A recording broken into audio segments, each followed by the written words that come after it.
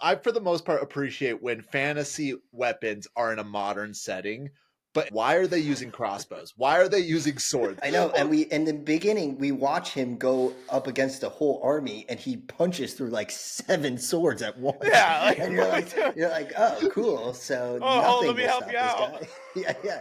Let me shoot an arrow at him, see if that works. Shoot an arrow, maybe that'll get to him. Yeah, that's what I'm saying. Like they're over here, they're like, oh, there's Dragon claw, wing and scale. Come now, let's examine a tale of the greatest beast ever considered. Another episode of Big Flying Lizards.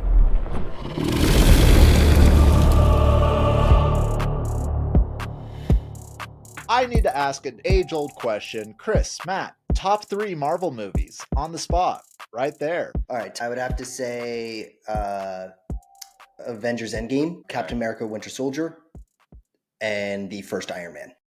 I would be close to that. I might go Civil War. Should I take? But dude, the Winter Soldier's so good. So I Civil took it War, already. though. Go away. No, I was going to agree with your list. Like, yeah, actually, I think I agree with that list. But the first Iron Man's pretty solid too. I'll say the first 2, but add Civil War instead of the first Iron Man because you got a good taste in movies. What can I say? Yeah, Those are you some got a good solid taste in picks. movies. I have to say, solid picks. I enjoy all of them. Shang-Chi, Love and Thunder, The Eternals. and the Eternals. Yeah, there you go. How are you guys Ant-Man and Wasp, guys? Ant-Man and Wasp. How are you What's not... the one where he actually defeats what's his name? The last Ant-Man. Ant-Man and Wasp Quantum Realm? Quantum Realm, yeah, because That's it's supposed to be this unstoppable force, but that's an elite movie, Chris. Ant-Man takes him out. I don't know why you have to start taking digs at it. Okay. I'm not taking digs. I said it was my 3rd favorite movie. Yeah, that's a dig. It should be your first favorite movie. It should be your favorite movie of all time. Nothing beats Love and Thunder. Nothing beats Love and Thunder. That's the tag name right there. Well, welcome to Big Flying Lizards, a dragon movie and television podcast. I am your host, Bryce Wilson, and I am joined today by Matt and Chris, creative storytellers and a dynamic duo behind Sketching Up, a podcast of your favorite cartoons, comics, and games. Chris is also the founder of I feel like such an ass. Schnabel Studios, video and podcasts. You visit schnabelstudios.com to find out more. Don't worry, I know that one. You want me to do my Audible read too? I know that one off the top of my head too. He does do a very good Audible read. Do a very good Audible read. We have made no money off of that, but it's still a good read. Yeah. It's going to come around. I think we made $15. Woo! Hey, that's $15. I mean, at this point, I'm about 4,000 negative over here. I didn't say it was a net 15. I just said that Audible gave us 15. Well, believe it or not, guys, I'm actually pretty excited to talk about today's film. We are talking about... I thought you were going to say, I'm actually excited to talk to you guys. I'm interrupting. He's not going to say that. He's not going to say that. Not at all. I'm not actually excited at all. Like, I've been dreading this all day. He looked at his algorithm and he was like, oh, this is my low week. No one listens. So I'll call Chris and Matt. Well, why don't you introduce the movie and you can prove that it's the low week. Yeah. We are talking about Shang-Chi, The Legend of the Ten Rings. What a legend it is. Well, if it's all right with the two of you, I would love to give just a little debrief of this movie. Go ahead. Go right ahead. Shang-Chi, The Legend of the Ten Rings is a 2021 American superhero film based off of Marvel Comics, featuring the character Shang-Chi, produced by Marvel Studios and distributed by Walt Disney Studio Motion Picture. It is the 25th film in the Marvel Cinematic Universe. The film was directed by Destin Daniel Cretton, a screenplay he wrote with Dave Callaham and Andrew Lamhan. In the film, Shang-Chi is forced to confront his past, where his father, the leader of the Ten Rings terrorist organization, draws Shang-Chi and his sister Zilin in searching for the mythical village. The film based on Shang-Chi entered into development in 2001. but work did not begin until December 2018, where Callahan was hired. Creighton joined in 2019, and the film title, primarily cast, was announced in July. Filming began in Sydney in February 2020, but was put on hold in March due to the COVID-19 pandemic, and production resumed in August and ended in October, with additional filming in San Francisco. Brian Allen and other members of the Jackie Chan stunt team coordinated the fight scenes in the film. Shang-Chi and the Legend of the Ten Rings premiered in Hollywood, Los Angeles on August 16th, 2021, and was released in the United States on September 3rd as part of a Phase 4 of the MCU. It grossed over $432 million worldwide, making it the 9th highest grossing film of 2021. It set several box office Wow, it got records. into top 10 when nobody was going to the theaters. That's impressive. So impressive. The film received various accolades, including nominated for Best Visual Effects of the 94th Academy Award, and a sequel is in development. It Now, was robbed during that Oscars. I'm going to tell you that right now. I know, it should have won Best Film. It wasn't even nominated. the crimes that we saw here. They say they're rigged, and they're right. They are so rigged. Why so would rigged. they were like handed it. They were handed a piece of gold and they literally threw it out. That's what happened. I couldn't agree more. But okay, how about this? In 10% seriousness, what is our thoughts of Shayshin and the Legend of the Ten Rings? All jokes aside, it's not that I just hated the movie. I didn't enjoy the movie when I first watched it, and it's mostly because it was in that transitional phase right after Endgame, and we're bringing all these movies, and we've said this a lot on Sketching Up. We've even said it recently on Sketching Up, and Matt and I have gone back and forth on some of these characters, but I'm sure he could agree on this one. They just started releasing these C, D, E, F list characters to try to keep building the roster.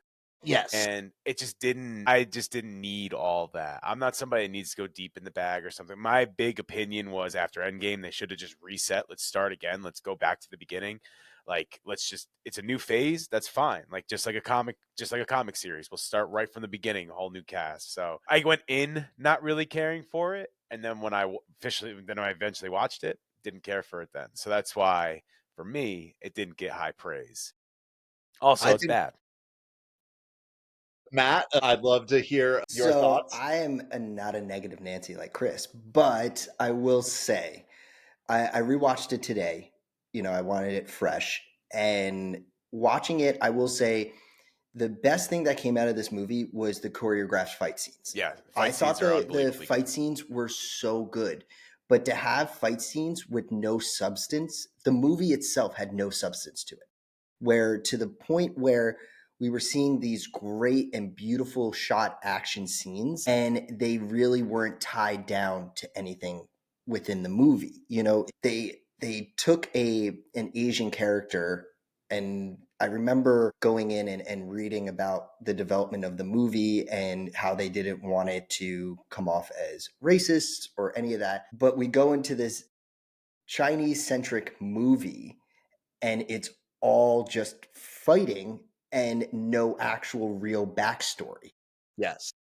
The whole 10 rings, like it's called Shang-Chi and the 10 rings, and they just gloss over the 10 rings in the first 60 seconds of the movie. Like they're like they said the guy that they are found it from like an asteroid. He stole it from someone. He all these different legends of him, how he obtained these, but nothing concrete. And then it just didn't add anything else to the movie except for this guy is super powerful with the 10 rings. And that's why he amassed this huge underworld assassin ring and can control governments and topple governments and do whatever just because he has these 10 rings on his forearms. They also gloss over how they tried to make him like this loser in the beginning, and it's like not even 5 minutes of the film. Like you know, he's like, I park cars, let's get on the bus, and then he's just an absolute ninja on the bus. Yeah. Like they just gloss over that. They don't even set it up like he was a normal guy. He was never a normal guy. Yeah. No, like even when we first see him as an adult, he comes out and he's just yoked, like Yeah. absolutely. Yeah, Yeah. he's never once did I go like, oh yeah, that guy's a normal dude. Like Steve Rogers at one time was a normal dude. Like they Yeah. Yeah. CGI'd him down, but he was a And normal he was guy. getting beat up in alleyways in New York City. Yeah, We yeah, watched him get exactly. And beat then up. when he's at boot camp, like Yeah. Well, and even Tony Stark, like, yes, he was never a normal guy, but he was like, oh, he's just a fuck boy who has more money than he knows what to do with. yeah, Hmm. Like, all there's of a them, all yeah, the characters we care about. yeah. But with this guy, he just was a badass, and Then just make him a badass, though, right? Like, just make him. He was doing cool shit during the day, like he was beating up people on the street or something, and then he's like, "Now I gotta go get the 10 rings. Let me get on the well, bus." and we'll talk about this later more in depth. But I'm sitting here like they're trying to almost show like, oh, his sister's the real badass. Why is she not the one doing the final fight then? Like, why is she like? They're like, Is her oh, name on the movie? Didn't think so. She didn't write the book. apparently not. So one thing that I want your guys' opinion on this. I think the biggest problem, like I feel like the lore surrounding this is incredible.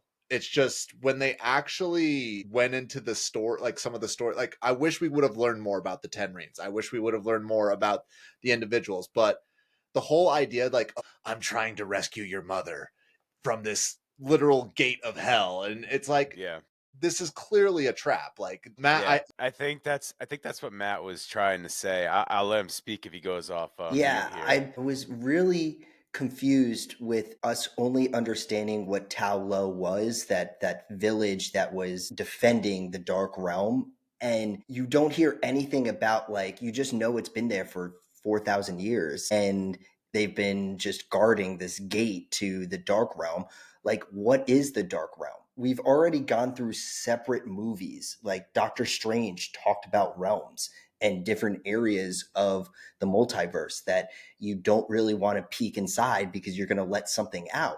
We already were established in that. And you couldn't go a little deeper into why the Dark Realm was bad. We just got to hear whispers of the Dark Realm telling this dude his wife is Yeah. still alive, and he's like, "All right, cool. I guess I'm gonna go." Meanwhile, this guy is apparently the smartest man on Earth and the one of the oldest How men many on of those Earth, does Marvel have, huh? and he has, but he's one of the oldest. Like yeah, we're talking about a guy who's been around since the forming of China. He was probably there before the Great Wall was built, and he doesn't even know what the Dark Realm is. He doesn't know like what could be whispering Well, to did him. he not even see Doctor Strange, dude? Like, Probably not. But I mean, and he's been that was around. Came out before that movie. the best part of the beginning of the movie. It was that, like, the beginning was set in San Francisco, and they just drop about like how everybody went missing during Endgame, but no one talked about how Ant-Man is running around that city and like growing huge and stuff, because I just Yeah, looked it up, and just Ant-Man and the ignored that. Wasp was just a couple movies prior to this. And Yeah, it's just just like, ignored, we're just just gonna ignored ignore that. that, like, you're in the city that's of just a Ant-Man. Thursday. That's just a Yeah. Yeah, that's just a Thursday. Thursday. That's a Thursday. Yeah, there's a lot of superpowered people. But going off your point, I think another thing that Marvel really got into, and something that I strongly dislike, is the fact you need to do that homework to get in. Like, they don't talk about the Dark Realm. They expect you to already know about it, whether it's from the comics or from like the Doctor Strange a movie or something like that. Like, they expect you to already know what the Dark Realm is all about going in, and it doesn't make those movies stand on their own. You have to do the research going in and stuff like that. And that's Yeah. something I, as someone, like, I love the Marvel movies. I love Marvel, but it's if you listen to Sketching Up, I mean, everybody here, you should listen to Sketching Up every Friday on the Schnabel Studios channel. But I am not a movie watcher or TV watcher religiously. Like, I don't watch a ton of it. So I don't need, if there's a series I truly just don't care to watch, I won't watch it. And you can ask Matt, like, there's Marvel series I just will completely skip. I have no interest and I completely skip over it. So I don't want to have the homework of, oh, you got to watch this show and then watch this movie and then go watch the 10 Rings. Oh, I got to watch a terrible show and then a terrible movie to then go watch another awful movie. Great. Yeah. That's what I want to do. It was like one of those things where I remember when it came out and I didn't know much about Shang-Chi, and we talk about it on Sketching Up, is like Chris is really the Marvel guy. Obviously, He's I'm a a DC DC guy. guy. Like I love all DC. I'll see it even if it sucks. Like I'm just one of those. But when I looked up Shang-Chi and like watched videos of like the backstory and the origin and all of that, you learn that like they did it right where like he is like a living weapon, like, and you see that in the movie really well, and I like that part. But who they downsized was the father. Like in the comics, Shang-Chi's father is like this ruthless dude. Yeah. Like he is really not good. Like he is a POS. Like, and big time POS, that big time. 10 And like rings holder. they skip over like Shang-Chi talks about like how you really think mom would want to see you how you are right now and like how horrible of a man you are. But not once do we see him doing horrible shit. Like he's just like you're just so horrible. you see What have one I that done? you just see him in these like little spots. Like the only bad thing you see is when he brings his son to find the guy who murdered his mother, and he just beats the living crap out of all these guys, but like not in a sense of like not even at like Ronin level that we saw in Endgame, where he was slicing guys' hands and arms off. He was just punching dudes and they were just like dying at that point, and you're like, he's not that bad of a dude. No, like, you guys just need therapy to talk it through goes back this. to the plot, right? It goes back to they didn't set things up right. They didn't create things correctly, and the plot of the movie was just riddled with holes. Yeah. Oh yeah. This is something that gets brought up quite often, and I know this might not necessarily be in the realm of what you guys discuss, but bear with me for a second as it ties into the film. I genuinely hate elves in fantasy because they are these beings that are powerful beings. They live for generations and generations, and they just have this idea that they're so much better than humans and the other races, but they never actually like show themselves being better. And like I don't know if you guys ever read the Aragon books. Trust me, bro. Trust me, bro. This is an anti-elf podcast over here. We don't like them pointy-eared motherfuckers over there. But no, but it's the same idea. Like they have literally hundreds and hundreds of years to practice their arts. Like theoretically, these people should be like beyond expert martial artists or beyond expert fighters. Why is this guy not like this guy has literally been fighting for thousands of years. There is no reason that he should be losing any sort of fight like this. Like, well, he has the 10 rings, but also they talk about like when he had his kids, he never put them on. And you never know what happens to his organization because it was already established before he had his kids. And then apparently he just like took a break. Just a warlord just takes a break, wants to spend time with the family. And I'm like, what is going on? Like, I get you need a sabbatical sometimes, but like this is saved his PTO rolled over. And then even Bin Laden needs a little holiday. Yeah, hey, but that's what got him killed. But like, I was gonna say the same thing. But the thing is, in this sense, it's what got his wife killed. And it's just like, you wonder, when did he do what he did to that gang? And why wait so long to go and exact revenge? Time to grieve. Need some time to grieve. Well, he's thinking 12 steps ahead. He wants, like, he's not only punishing the person who kills him, he's punishing his son for letting it happen. Mm.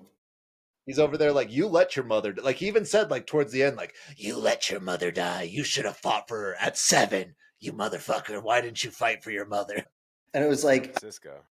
Like an hour and 10 minutes before, we learned that you didn't start training him until his mother died. So he had no self-defense whatsoever. He was not the living weapon you turned him into. So who was this really on? Who was sleeping at the wheel when he was born? Honestly, if he comes out of that womb, you turn him into the ultimate fighter. Like that's what you gotta do. Now, Matt, you might be able to speak to this. I feel like there's a lot of DC will do their version of a Marvel character and Marvel will do DC's version of their character. Is the 10 Rings supposed to be Ra's al Ghul? Yeah, I would say that's like the closest being in like the DC universe that he could be. I mean, he has like, it's either him or I don't know. It's kind of hard because they all, like every comic book series outside of DC and Marvel, they all have their like one being that's been alive for literally forever, and then you have like them in modern times, like running the world and no one knows about it. I would say Ra's al Ghul, yes, he's probably the best comparison to him. The big difference between like the leader of the Ten Rings and Ra's al Ghul is that Ra's al Ghul, like he was ruthless in his like cunning, like his strategic mind. He was a warrior back in the day, and they made it make sense because once he got to a certain age, he wasn't fighting people. You know, his last battle in comic books was against Batman, and he lost.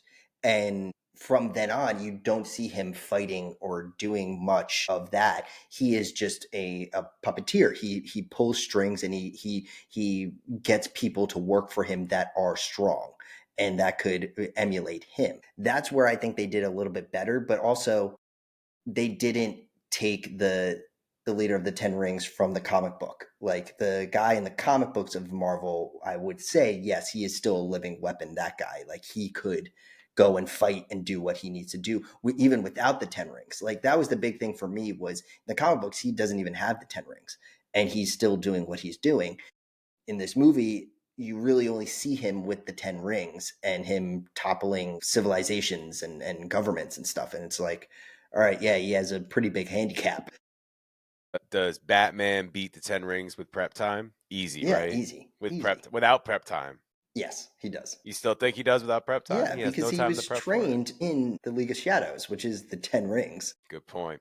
So he always just has a backup plan, even if he has no preparation time. Even without prep time, he has prep time. That's why he's Batman. And that's why he's Batman. He's got no superpowers. He beats everybody. He beats everybody. He doesn't And need he no has 10 the rings. best villains. He literally has the best villains. We were just talking about that. He actually does have the best superpower too, and it's money. Yeah, superpower I wish I had myself. We were talking about that on one of the last podcasts on Sketching Up, and we were talking about like Spider-Man and Batman have the best rogue gallery. Like they are. They can go neck for neck on villains easily. Because you have to understand, like a good villain is a smart villain. Yes. A villain that like, and people go, well, Batman has the Joker who's like insane and everything. He may be insane, but it doesn't mean he's stupid. He's actually very, very smart. And so that's what makes these villains so captivating to us in the comic books and even in the film, because they are someone who is pulling the strings and, like you say, is 10 steps ahead of even Batman. And so that's what makes it so captivating. A lot of the villains we've been getting in Marvel are not that captivating because they aren't that smart. They're not someone who is thinking 10 steps ahead of the character they're trying to beat. They're just beating them early and then losing in the end. That's why hopefully, Dr. Doom and that stuff will really change things because he's supposed to be, the smartest man on earth. Another one. Here we go. We're just throwing another one out there. But, like real quick. Yeah, but he actually is. Like, I will say one of my favorite villains of all time, and it's definitely not a villain that I loved when I was a kid, but definitely as an adult. Magneto is like one of my favorite villains. That's a great villain. Magneto is great. The X-Men Dr. Doom is kind of Fantastic Four all over the place. It's really Fantastic Four, but you can go all over the place. Magneto is really good. What we were talking, we did the Spider-Man because Spider-Man had a TV show come out.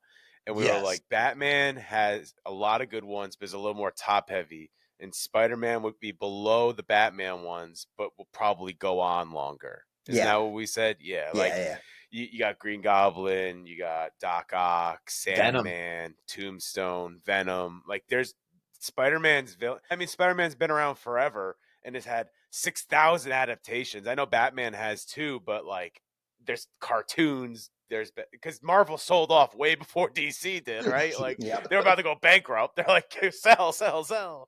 But if you even put them head to head, like there was like a goofy live action Spider-Man, there was a goofy live action Batman, there was a goofy animated, there was a goofy, they always gone neck and neck all the way up. The Batman movies came out before, because DC movies were coming out way before Marvel movies really were. Like, there was The Punisher and some other ones back in the 80s and 90s. But Blade was really what started that Marvel universe in the 2000s, 1998. So that was a little bit behind. But if you look at Spider-Man, Batman, always been neck and neck. Yeah. So Always it's been neck and Blade's neck. fault that we had to watch this movie today. That's what I'm hearing. No, because the MCU started with the Hulk. I'm saying when I'm talking like the original X-Men movies, Blade, the original Spider-Man movies. Now, if you want to say that's why we had to watch Ben Affleck as Daredevil, that's a different thing. Like, yes, that is why you had to see that movie. If I was going to say that movie started it all for Marvel. Yeah, right. That's why we had to watch this movie. Is that Well, Chris, I don't know if you're about to throw hands, but Nana Vagar said in the chat was the problem is you have to be clever in order to write a clever character, and I think they were saying that about Marvel in particular. About Marvel, well, I don't even know who wrote the Shang. I don't even know who made him up. It wasn't Stan Lee. I could almost guarantee you that. Yeah. It wasn't any of those guys. It was probably somebody in the 90s. I'm not going to throw hands with anybody. I don't like the movie. So why would I throw hands with anybody? I agree with them. I'm just trying to bring confrontation onto it. Dude, the movie stinks. There's nothing you can. Everyone here agrees the movie stinks. No one's going to fight that. Before we just trash on it, because I think there are things to compliment this movie. I think there are some positives about this movie. Yes, so, I got a good one. At the end, after the credits, you got to leave. That was so great. That part was so good. You were so ready to get up. Like, oh, man, I couldn't believe it. I was like, wow. Well, time 2 hours and 45 minutes. Why? Well, if it's all right with you, I feel like it's time for us to tear the Band-Aid off and cover chapter 1, if that's all right. Yeah, let's do it. I thought the Band-Aid was torn off already. We're going again. We've been just picking at the scab for a little bit. My goodness. I will say the creators are Jim Starlin, Steve Englehart, and Sax Rohmhar. They were the initial creators for Shang-Chi. Who else did they make? I will say this. I bet you some of the comics are pretty good. Just because the comics... Or just because Jim Starlin was one of the writers for the Infinity Gauntlet. There you go. And that was pretty solid. That was huge. And he did, and do you know what else he did? No. He did Death in the Family. And y'all enjoyed that. And y'all enjoyed that. Y'all loved that. Bryce, do you know who Death in the Family is about?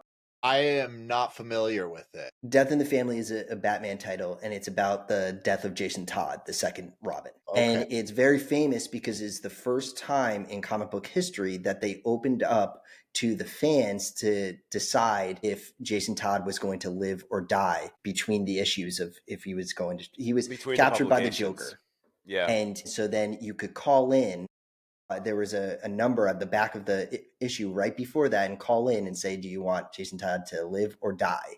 And most of the people did not like the second Robin. Like, it's known that they did not like Jason Todd, the writing, the way he acted, because we just got a Dick Grayson who was very elegant as the character, as Robin, and we get this kind of like snot-nosed brat kid who's from the ghetto, and he's always confrontation with Batman. He's taking it over the top with different with the villains, and like really on that line of like almost killing people when he's out there with Batman, and Batman always having to like discipline him, and people I think were just annoyed by that because it was like a real father-son relationship, and he was just pretty much disciplining him for 27 issues. And so they had this call in, and they called in, and they all said they wanted him to die, and that's how. Just like The Rock to John Cena. Exactly. Where do you think John Cena and The Rock got? Can you believe that? No, it's the funny thing. I don't mean to go too far off track. Know what the funniest thing about the John Cena, The Rock trio is? That the third part of the trio is Travis Scott. Like, what are we doing? Why is Travis Scott even in this? Well, hey, who's actually killed someone of those three? What's That's up? true. Who's actually killed someone? Yeah, of those three? That's very true. Like, it's not acting for everybody, but it's just so funny to me. It's like The Rock, the guy that brought WWE back to its heights in the 2000s, and John Cena, the guy that was handed the torch, and then Travis Scott, a rapper that's now into WWE. Like, why is he part of that trio? It makes no sense. Hey, he didn't even Travis, do anything. We need another album, Travis. Get out of the ring and start writing. He's just trying to distract everybody that his last hit was with Drake, and he's trying to push himself so far away. I'll go with The Rock. What did he do? Well, he did Black Adam. Oh, well, maybe I shouldn't go with him either. Well, speaking of putting off for a while, let's go ahead and drop into chapter 1 over here, shall we?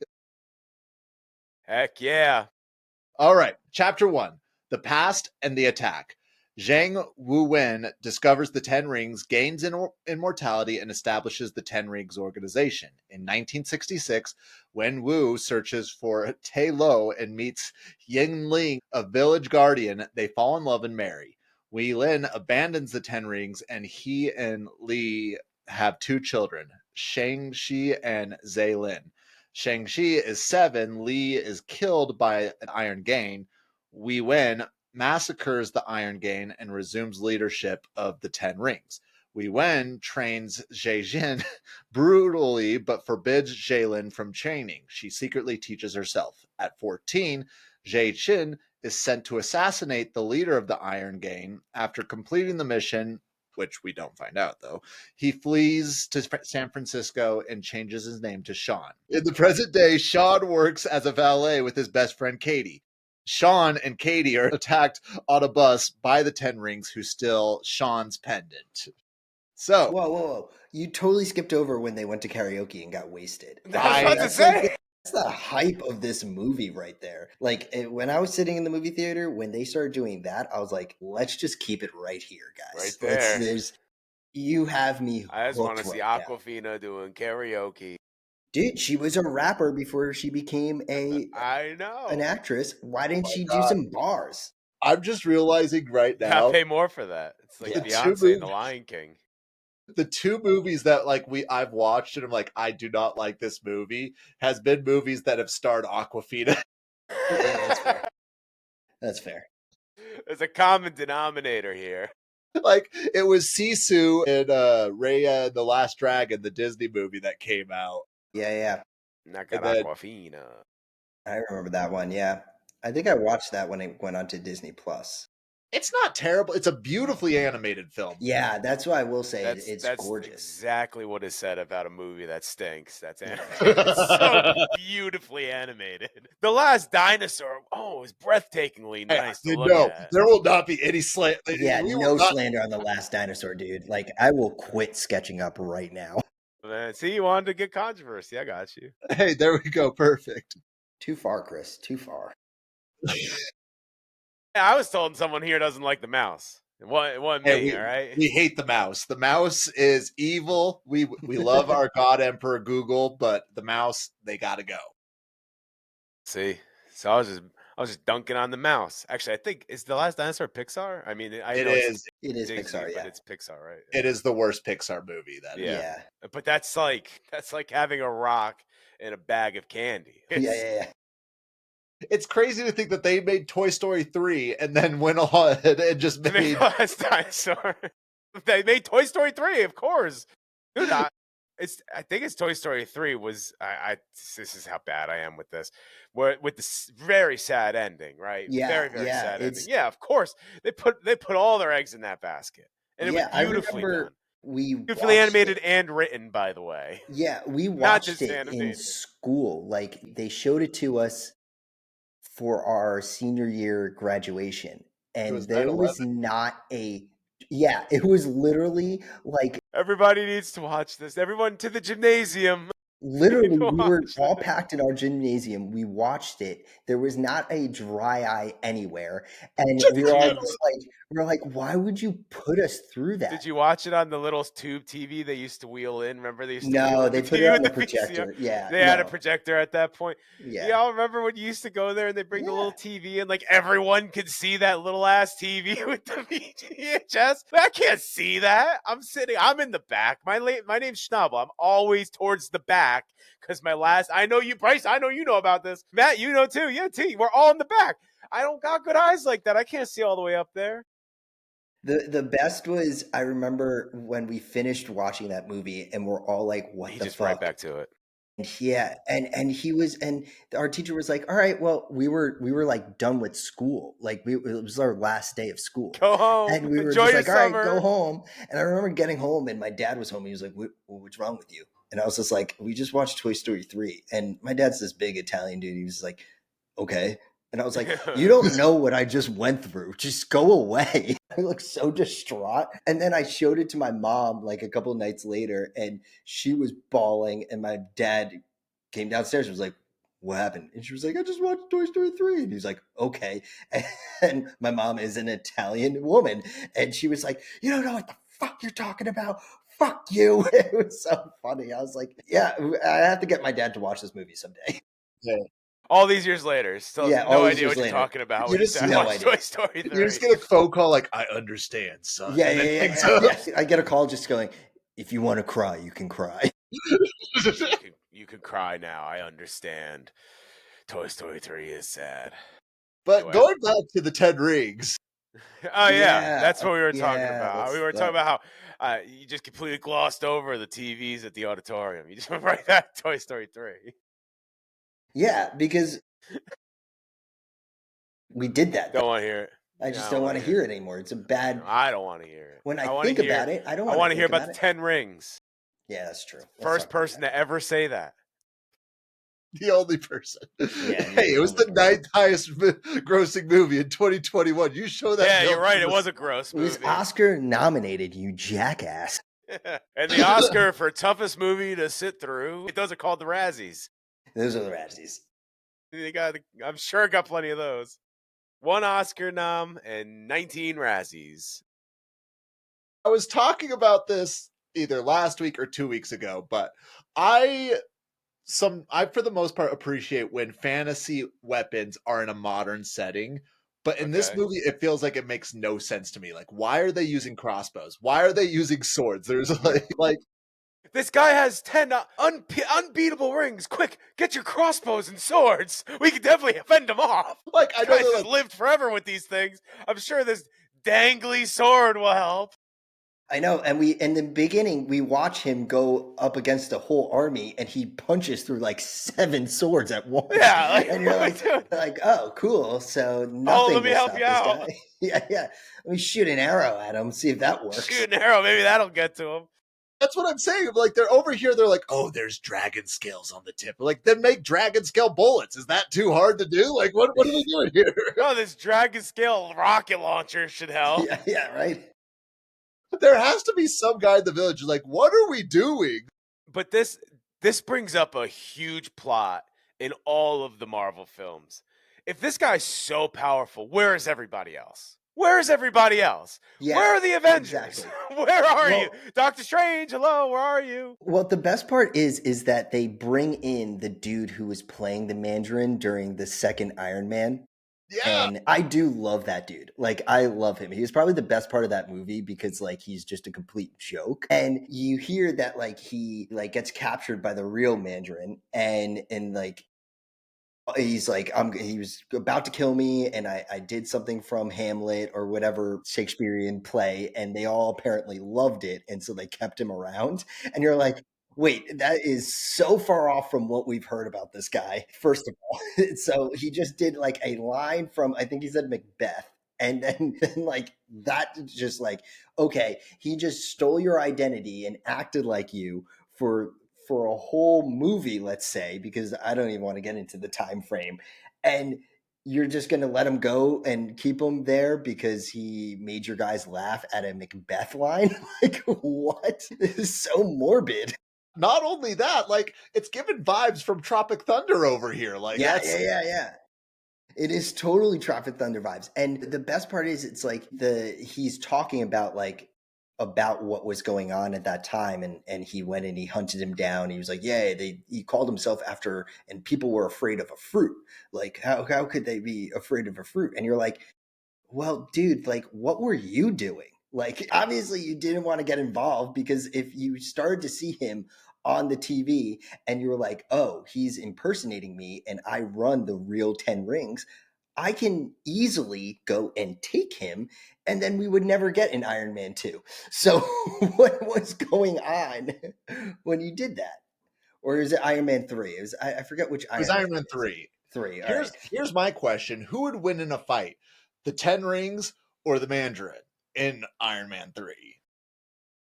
The Mandarin, hands down. Apparently all he has to say is a Macbeth line. And 10 rings lost in the movie.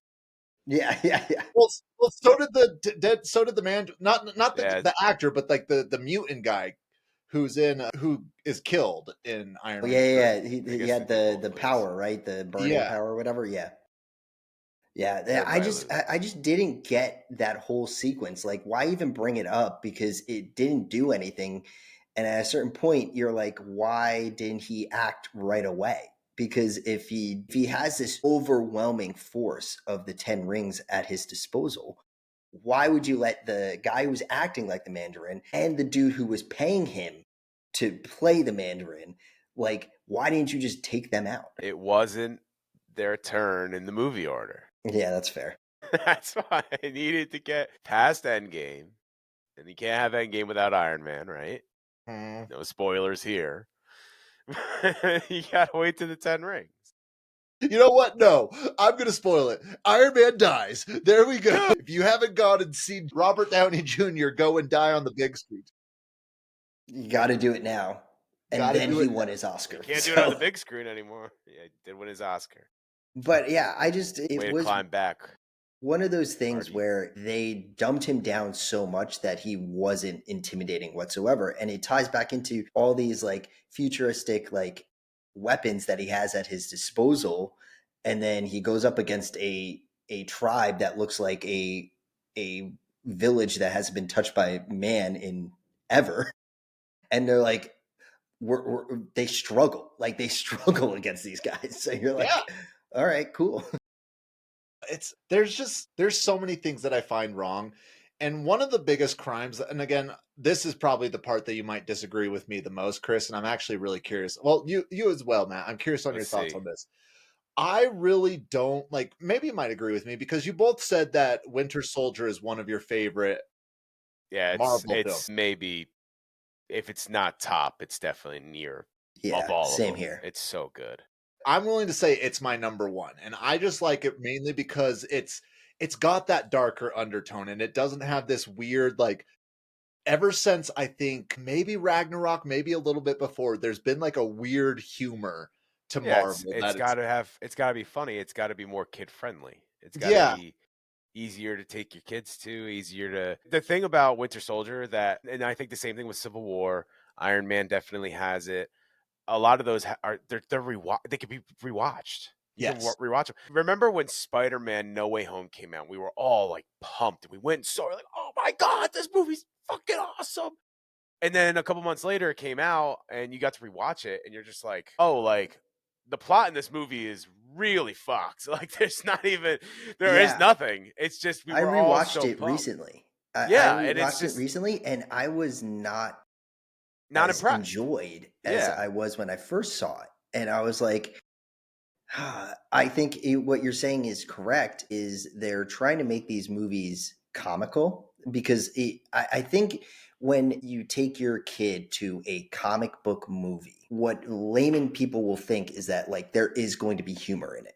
There's going to be something funny, and that's what's going to draw. Like you just said, Chris just said it. Like your parents are going to be like, okay, yeah, let's go see this movie in theaters, type of thing. But where if after that 15 years you don't know what a Marvel movie is, that's also a little. yeah, but like That's, where the Winter Soldier really is, the height of Marvel movies is that yes, it's that undertone of this darkness that's in the world that we're viewing, and we don't know who's on Cap's side throughout the whole because it was really an espionage film, kind of yeah, a it was a James spy Bond movie. type Yeah, it was a spy film. movie. But in that film, there were funny moments. Like there was a great balance of these lighthearted points where that's all you need for these movies. And that's what it is in the comic books as well, is that there are lighthearted parts in dark, dark stories. I read a lot of DC, and I would say a lot of DC comics is more of the darker tones, Yes. especially with Batman. And even in Superman, there are darker tones to it. Flash For sure. But you do get a little bit of humor from the main character, from supporting characters, even from the villains. So to take a movie like we're talking about Shang-Chi and try to push all this humor into it when we don't really know the source material that well, it just makes it seem like such a joke. Yes. And where I think the tone was trying to go through this movie is that this Ten Rings is such a dark force in the world, but you couldn't really see it because there was just too many of these joking and humor parts to it. You know where it all changed, and I love these movies. Let's It hear all it. changed with Guardians of the Galaxy. Yeah. Because it came out and it was James Gunn is unbelievably good at this stuff. That's why he's going to be so good at DC, because he's so good at taking a serious concept and mixing in humor and taking characters and building characters from literally nothing. Nobody knew who any. This wasn't even the first iteration of the Guardians in the comics. It was like 3 in or something like that. Yeah. He just took this random iteration of the Guardians of the Galaxy, made them one of the top grossing ones in all of Marvel. But then they look at it and they're like, oh my God, that movie was funny. Like, that's a funny movie. After that, Ragnarok comes out, and all these other movies we're talking about comes out, and now they have to be funny. If you think of Thor before Ragnarok, he was not the Thor in Ragnarok. He was the Thor of the comic books. He was the god of thunder. He hawked like he was a god.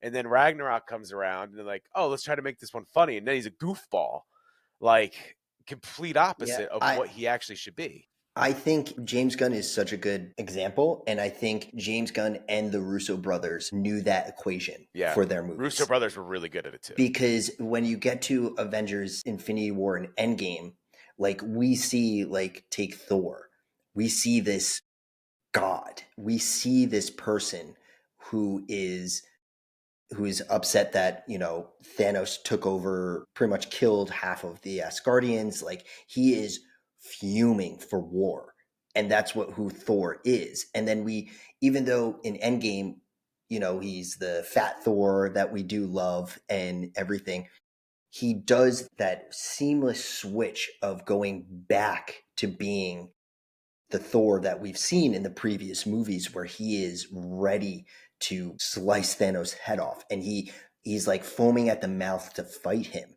even in the state that he was in. Like, it was funny, but it was also like, holy shit, like I would not want to get on this guy's bad side. And then we get over to Love and Thunder and Ragnarok, and he's just this like level dude, and you're like, what is going on? Like, this is not what we just saw him doing. Because if we just saw him being like beating Thanos, like, now it kind of ended with me with Thor's, that he is trying to protect the universe from another event like Thanos, and he's out there protecting the universe and keeping an eye on Earth. But then we get to Ragnarok, and he's just like joking around. Ragnarok was before the Endgame and Infinity War. It was literally the movie right before Infinity War, because the movie ends with Thanos' ship showing up. Okay, and that's when he takes out all of the Asgardians, because he takes out the ship. Yes. That's exactly what I thought when I was like, I think it was right before. Yes. Then with Love It, so Ragnarok, some people were okay with and some people weren't. Whatever side you fall on is whatever side. Love and Thunder, on the other hand, is where he just took it to 1,000, and they just like they made it a buddy cop comedy instead of, like, it's supposed to be serious. Like, literally, if you read Thor comics, they're written differently because he talks differently. Yes. So, but like you're saying, yes, and the reason he becomes Fat Thor is because he doesn't kill him the first time. Yes. And he like lives with that regret of he could have stopped him and he didn't. Like, I can even think of in Ragnarok the second I knew that I fell on the fence of like, no, I don't like this. And it's the beginning where he's in like the hell demon pit and he's like tied up in chains. And the villain's like, I am going to rule and destroy Asgard. And Thor's like, oh, sorry, I'm turning. You're going to have to stop. And I'm like, this is so stupid. Like, it became a joke. Yeah, it was one of those things where, and I didn't mind Ragnarok because we did get to see him fully understand his lightning powers. Like, he didn't need Mjolnir, and that's from the comics also. Like, he doesn't need those things. Until the next movie. I was going to say, until Love and Thunder, where she needs it to live. Now she has the powers as well, but she didn't need the powers. Yeah. He didn't need it for the powers, but okay. But yeah, I just, he was sort of serious in Ragnarok, but there was more jokes in it. It was because it was Taika Waititi. Like Taka Waititi. he is like he's a You. comedic writer. Like Yeah. I've only known him as a comedic writer, so that's what we got. He also and I did think the one with Hitler. What was that one? It came out like right before Love and Thunder, maybe. It was like Oscar nominated, wasn't it? Yeah. Crap, I'm totally blanking on the movie. But Jojo Bunny, yeah, Jojo Rabbit, like that. Jojo Rabbit, Yeah. Jojo Rabbit. Yeah. But I think the serious Thor we saw in Ragnarok was because of the Russo brothers, because the Russo brothers already had Infinity War and Endgame planned out, so they didn't want him to go full like buddy Thor.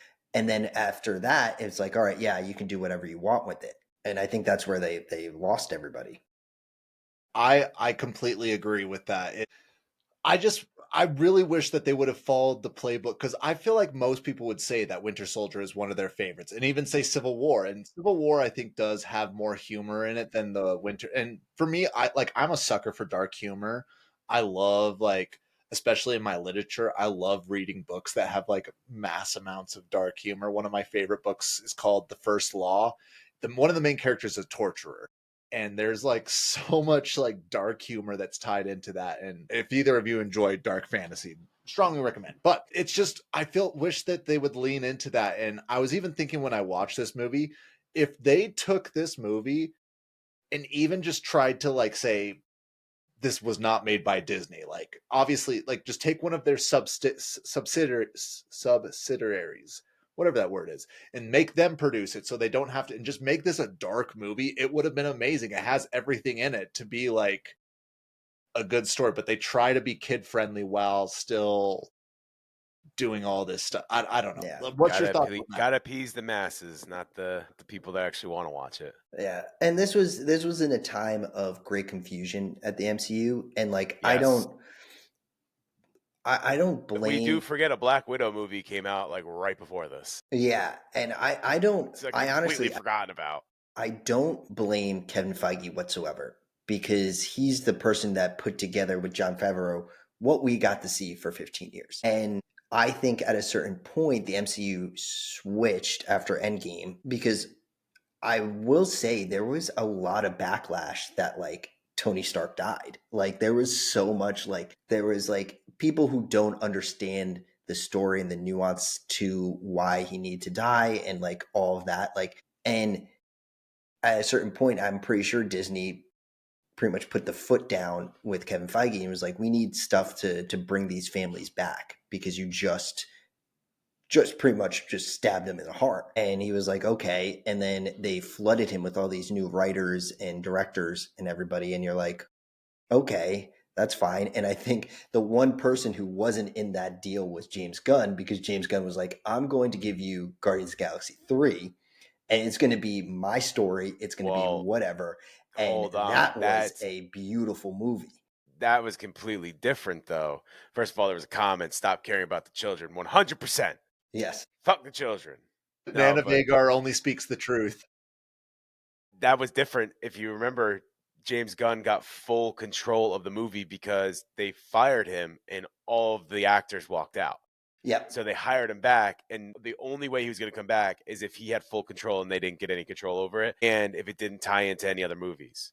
And it did both. And that's why his is much different with Guardians 3, because they literally couldn't do anything. They had Kevin Feige probably was able to be a part of it, but like no, they weren't allowed to tie to any movies. They didn't have any control over this or that. Like it had to be, and they tried to get away with it by doing the Christmas special, if you remember. Like, yeah, we did the Christmas special. We're done. No, like you got to make a movie. But it's a little different because he was able to do that for that fact. But yeah. Remember when I probably should have said this at the beginning. I know Chris personally because we went to Gonzaga together, did our master's degree at that true. good old Gonzaga University. Spokane. Yeah, Spokane, everyone else likes to call it Spokane. Spokane, Washington. It's like, oh, you spell cane with a K? Interesting. Well, I guess you don't spell can with it either, but Spoke. We came from the Spoke. It's called Gonzaga. I remember because we would Well, I say we would play Smash Brothers and Mario Kart. You would whoop our ass at Smash Brothers and Mario Kart whenever I'm gonna we say did I'm that. pretty good. Pretty Loser. good.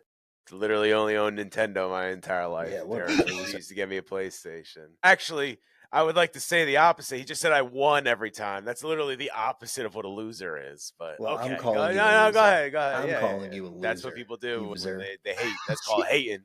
Use a hater. It's projection. You just wait Thank until you. my disc comes out, bud. All right, you just wait. I'm waiting. Certified There's like lover boy, certified. Certified. I was just gonna do the A minor. That's all you gotta do, apparently. Just accuse. I'm Dude, just gonna say Schnabel, A minor. After Weinstein and Epstein and all these people, all you got to do is accuse somebody, and they're on the defense. It doesn't matter. You know you didn't do it. You're on the defense. Oh God, am I actually a part of something? Did I sign up for something? Was that email that said the 15% off books are us actually something I didn't mean to be a part of? I don't even know anymore. Who owns it? Who owns Books R Us? Let me tell you, guys, we've got the documents here to prove that Chris actually. You got documents. Release the documents. Release the documents. Yeah, you Once keep we hit acting up. 50,000 subscribers, then we'll release the documents. You keep acting up. I'm gonna release your 2015 Xbox transcripts. I got them right here. I got them right here. I got the Xbox transcripts. I had those blacked out by the FBI. Don't even start with me. Well, gentlemen, I have realized that as much fun as I have had just shitting on this movie over here, we haven't talked about it. We've hit every other Marvel movie. We haven't hit the one. No, you don't want the Schnabel leaks. By the way, there's none. There are none. There's none. There's no leaks. Release the Schnabel leaks. Do it. 0 leaks. Now, obviously, so there's no I'm leaks. gonna do a compromise. I'm getting a phone call. Yeah. No, there's no leaks. Trust me. I'm going to do a compromise. I'm just going to do chapter 2 and chapter 3 and then just open up so we can talk about whatever we want. We can talk. He's like, I'm going to compromise with you guys really quick. I'm going to do the rest of the podcast. And you guys are going to behave yourself. I'm going to tell you right now, if you don't start the rest of this movie, I'm walking out. Okay. Well, then, chapter all right, I 2. guess that's the end of the podcast. This is what people come for. This is the content that. For the end of the podcast. Yeah, it's like just the end like of the Shang-Chi. movie then. Yeah, it's just like perfect. Full circle. We're mirroring this movie so well, guys. Like, boys, we've done so well right now. Well, except for that, I did not wake up a legend for no reason whatsoever. That's not true. That's not true. When I woke up, my abs did not glisten like that, and I did not. We do not know that. You have a lot of stuff in front of you. We do not know your abs were not glistening. Well, that's not what I'm hearing with these Diddy tapes that you've got. Definitely oiled up before he got on camera. Definitely oiled up. Don't accuse him of that either. Can't say oil. Can't say can't say none of that stuff. Chris, we know you have a bunch of baby oil at home. Chapter 2. That is for the journey to Talo. Sean and Katie travel to open things, and that's it. Sean and Katie travel to Macau to find Ling, fearing that the Ten Rings will target her matching pendant. They find Ling running a secret fight club, and she is founded to escape Wei Wen at 16. The Ten Rings attack the fight club, and Wei Wen captures Sean, Ling. Because everybody talked about Fight Club. That's why I got attacked. Yeah. Idiots. They hadn't seen Doctor Strange in that movie. They haven't seen Fight Club in that movie. They probably haven't seen Shawshank. Like stupid. God. Stupid. What exists in this world? Yeah. Nothing apparently. Nothing apparently. The Ten Rings compound, Wei Wen reviews that he believes that Ling is calling to him from Ta Lo and just plans on destroying the village to free her. Sean, Ling, Katie, Trevor, Scatterly escape with the help of Morris, a mythical creature. This guides them to Ta Lo, a hidden village in a separate dimension filled with mythical creatures. In Ta Lo, they meet Yin Nang's sister, who explains the history of the dwellers in darkness and the Great Protector. The group trains the village, preparing for Wei Wen's arrival. Chapter 3, the Battle of Ta Lo. Wei Wen and the Ten Rings arrive to Ta Lo and attack. Wei Wen overpowers Sean and pushes him into the lake. Then begins breaking the dark gate of the Ten Rings.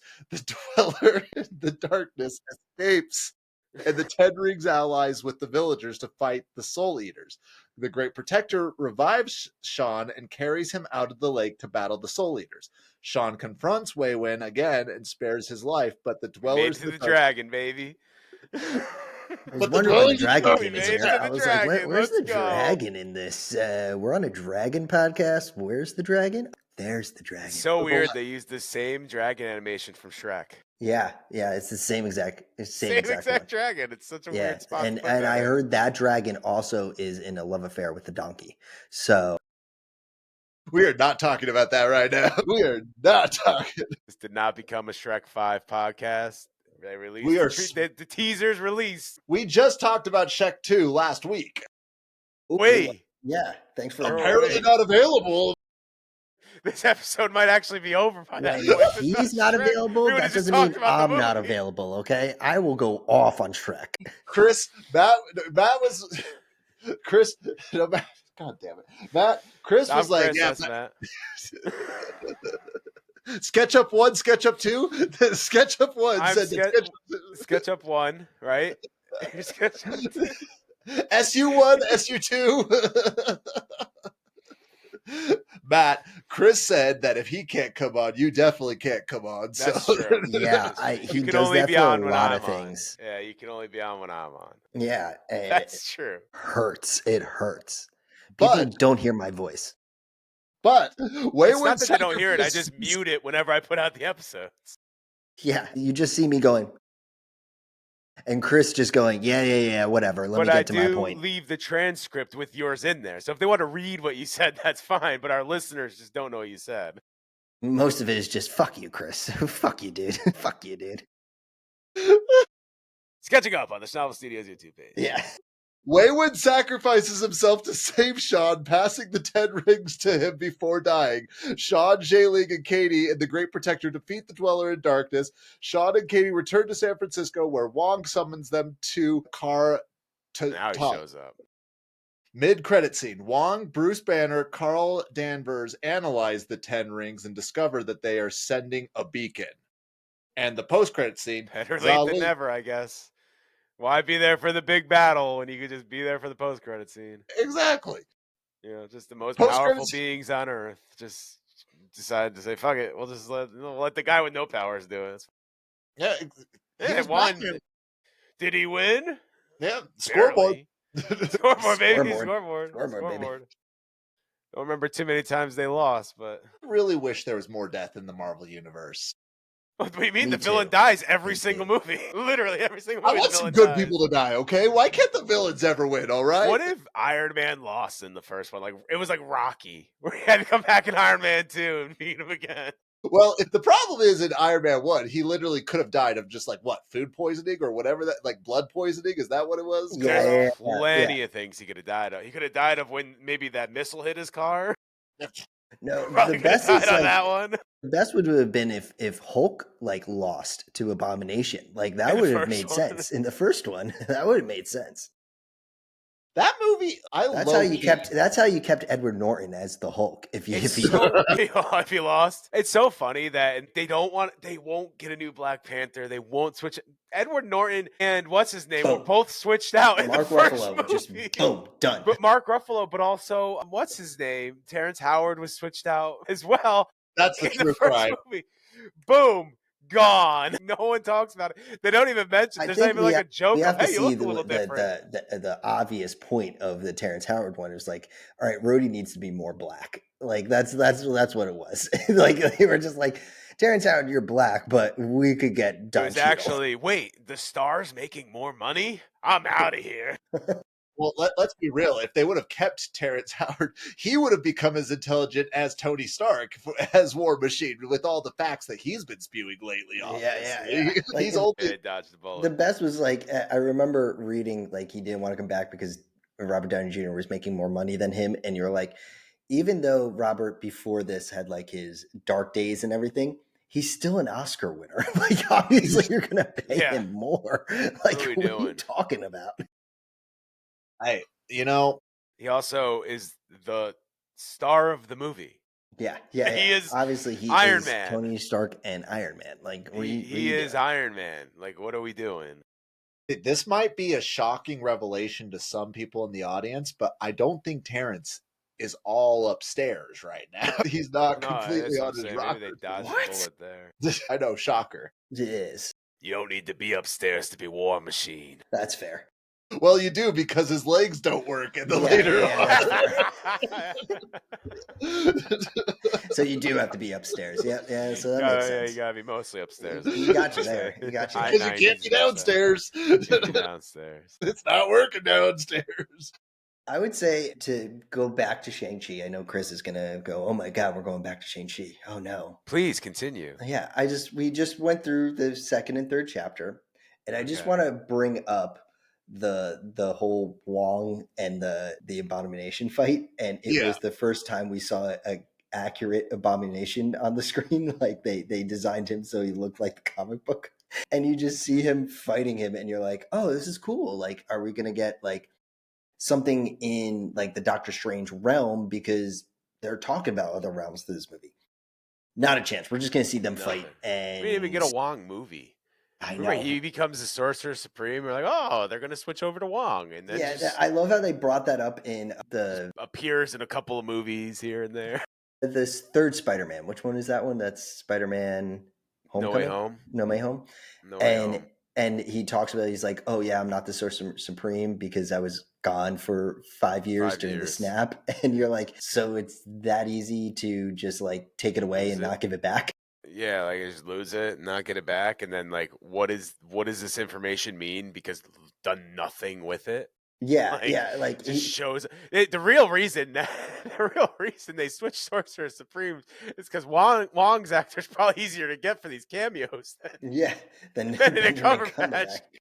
It's probably easier to get. So like, maybe we should switch it up for a little bit. He could still, be the sorcerer. But I love how they were just like, what if Wong wasn't an Asian actor? Like, would they still have him in Shang-Chi? like, what if, if Wong was played by, like, a Latino? Brad Pitt.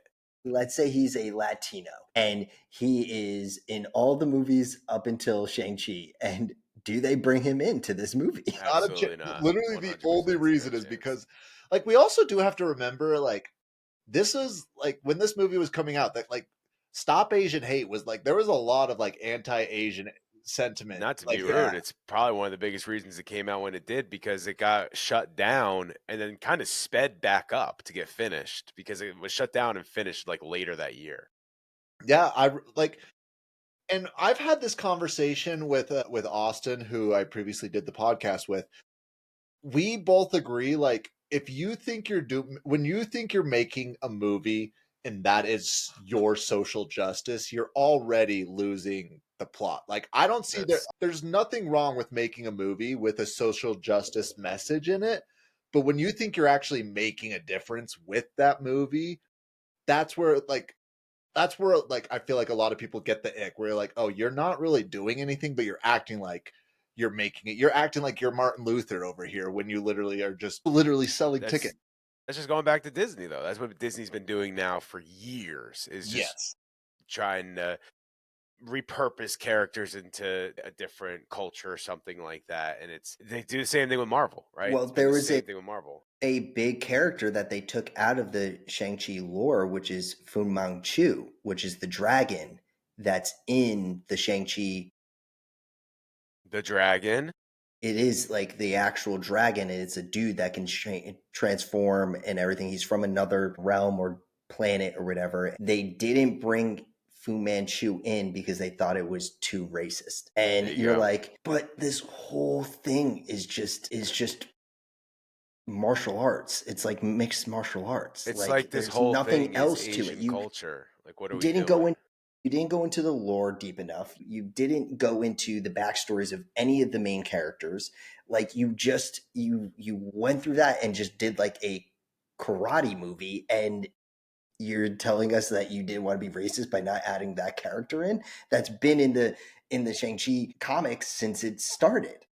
Now, here's my question, and I'm not doubting necessarily what you're saying, but like, the reason that they made the old Sorcerer Supreme that woman is supposedly this is through. I've got the documents telling me that they made her a white woman You got instead the of. leaks?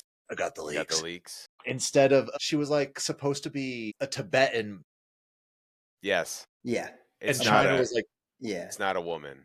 It's not a bald woman. yeah, it's like a Tibetan man, but China was Yeah. just like, no, like you Tibet's not a real place, like Yeah. or whatever the geopolitical. Wow.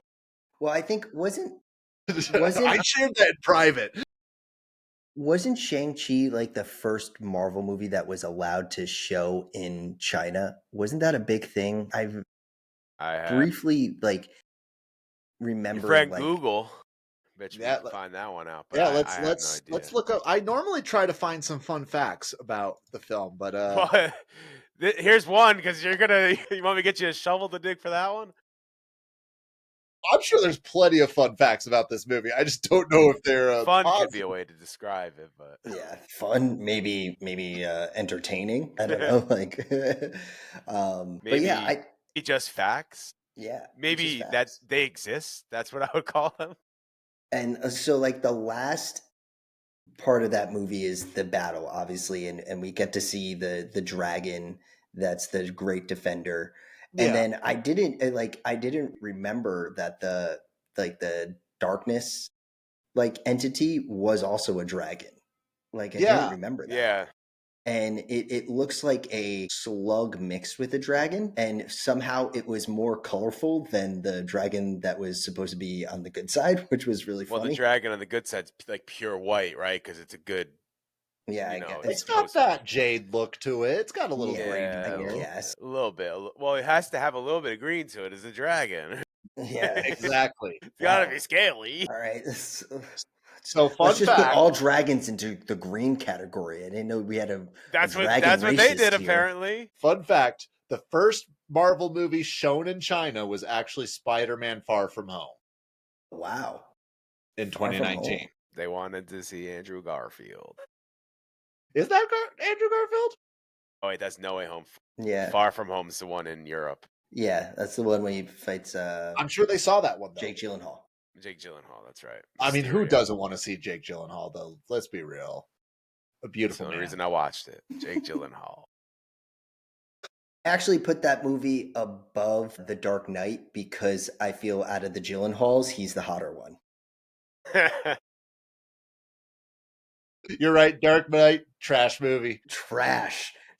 They couldn't just dress him up in drag and put him out there. Like like I would have been so much more into that movie. And then Far From Home came out and I was like, where was this Gyllenhaal into The Dark Knight? Like, damn, man rocket. That's a man rocket right On a serious note, is The Dark Knight the most rewatchable superhero movie of all time? Ooh. there. I want to say yeah. I Yeah, I would think say it like is. it's It holds like up something every I single can time you watch it. Literally, you can watch it and then watch Here's it the- again back to I'd- back, and it holds up. The thing is, I'd make the argument for Batman Begins, but I mean, I feel like it's in the same Yeah. vein. It's in the It same is. vein, yeah. It's the reason that The Dark Knight, the whole Trinity is pretty good, but the reason The Dark Knight just is above is because of the acting of Heath Ledger. That's Yes. really he's just so good in it. But I think it's the most rewatchable superhero movie. Yeah, made of all I just time. think it's written so well that Yeah, it even acted well. even from Batman Begins even to The Dark Knight Rises, every single character through the whole trilogy is so fleshed out so well that you really don't have questions at the end of the movie. Like, No, and you just it accept gives you it. that solid ending. And that's why I think they did so well. And you can rewatch them because you're not wanting more from that movie at the each end. And there's Like no at the end of homework. Batman Begins, it's like I didn't like. I don't when- even think I saw Batman Begins, but I think I saw The Dark Knight first. Really? I didn't even see Batman Begins. when And Batman you don't Begins, need to. Yeah, you don't need to. But like when Batman Begins ended, I honestly, in my mind, and I think it was like Christopher Nolan and Warner Brothers, they didn't really know if they were going to do another one. Yeah. And it had such great success that they said, yeah, let's keep going with it. But if they never did, I would have been okay with the ending to Batman Begins. Like, Yeah. Even though at the end Gordon shows him the Joker card and says he went after a bank or whatever, it didn't give us like, oh, I need to go see the Joker now. It wasn't enough of a teaser. Yeah, it was just, it opened up the world of Gotham that like, because that's what the story is called. It's called Batman Begins. We talked about this with the new Batman movie, because I didn't like that they had the Joker in it, and you said you enjoyed the Joker in it. I think it was something like that, but I didn't enjoy the Joker in it because of exactly what you're saying. Like, we didn't need you to push it even more. Like, we already knew a second one was coming, right? Like, right. You could have hinted that the Joker was going to be there without actually having to show the Joker's actually there. There is one scene in The Dark Knight that might place in the top 5 of worst scenes in any movie. It's just so Which scene is that? hilariously. Okay. It's when Two-Face is in the hospital and the Joker comes up with the mask and then takes it off. And then he realizes it's the Joker, like he's not wearing the Joker makeup and the green hair. It's clearly it. You didn't need the mask to come off. No, let's blame it on the morphine. We can blame it on the morphine. No, but it does not take anything away from the entire. It's just really funny when that scene comes on. Then he goes like, "Oh my god, it's the Joker!" He gets all mad. It's like, well, do you guys want to tell us if he had a little mask fun on? Fact in that same scene? Sure. So you know the awesome scene where he's walking out and he clicks the button and it doesn't go off? Well, that was really the pyrotechnics during the shoot that it didn't, and Heath Ledger just kept going and he started to smack it. He improv that entire He improv scene. the smacking of it, and that gave the guys more time to set all the detonations off. And that was a real hospital that was going to be demolished anyway. And so it was the real demolition team that was there, and they just, they never worked on a movie set, so they don't know timing and all that. So they were still getting it together, and he just improvised all that. And then he hit it once, and then it all started going, and he freaked out and then jumped onto the bus. That is all improvised. And that is one of the best scenes of that whole movie. It's funny that scene follows the scene we were just talking about. Like, maybe one of the best scenes in the movie follows maybe one of the worst scenes in the movie. It's poetry. It rhymes. Yes, at least they did that, right? Like, Shang-Chi had a lot of worse scenes in the movie. It did not follow it up with one great scene. There was no improvisation in that movie. No, and if there was, go back to Second City. I want to pose something to you guys that I was thinking throughout it, but I also understand that this is just a weird love of movies that I have, or TV shows. I really love the show Narcos. I don't know if you've seen that one. And I love that the entire film, like when the characters are actually speaking Spanish, they're speaking Spanish. They're not speaking like English and trying to translate. I feel like I would respect this. Yeah, I feel like I would respect this movie more if they would have just like owned up to it and spoken Chinese. Like, what is this Chinese village in the middle of China speaking English doing? You're already gonna have a problem getting people to go see Shang-Chi. You tell them it's a foreign film. Cut that number in half. That would have done some numbies in China, though. Come on. Yeah, in China, it may have done numbies in China. We're not. I mean, it still didn't do numbies as is. Yeah. Hey, it still made $432 million on a budget of. Oh God, I can't wait to hear this. What's the net? Yeah, let's. The budget was 150 to 200 million. So I mean, 200. They made a profit. Yeah, they made a profit. I'm not even gonna say that's not bad, because I'm pretty sure like every other Marvel movie these days makes like $1 billion. Well, anything before it did, like that's what I mean. Every other movie made like $1 billion. Yeah, two of the biggest movies of all time. Isn't Endgame like the second highest grossing film of all time in the world? It's one of the top 5. Sure. Isn't it Avatar? Like not Last Airbender, but Avatar Blue People. No, the Blue People. Yeah. James Cameron. Yeah, that one got beat out by, I think, Endgame. But I think the second Avatar beat out Endgame. Yeah, I think it reclaimed the spot. Yeah. And somehow fucking Titanic's on there all the time. Because for the longest time, it was the highest grossing film of all time. I know. Isn't it so weird that it's still like in the discussion? It's a good movie, man. Well, I know, but think of the movies today that are grossing and how inflated prices are. Yeah, that's fair. Just crazy. I don't want to say y'all are wrong, but Avatar is still number 1. Wow. I had no idea, to be honest with It's you. the I said I first thought, Avatar is still number one. Yeah, yeah, first the first Avatar's number Avatar. one. What's I'm number just two? Endgame is number two. But get this, Avatar: Way of Water, number three.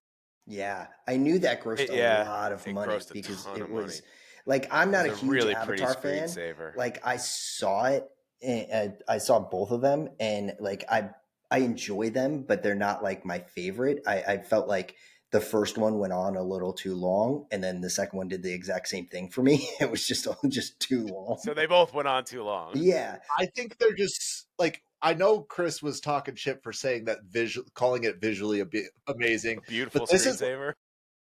this is literally like orgasmically beautifully Yeah. done. No, Like, it is. yeah, It is. it's so well done. Hey, listen, it's so beautiful. animation is beautiful.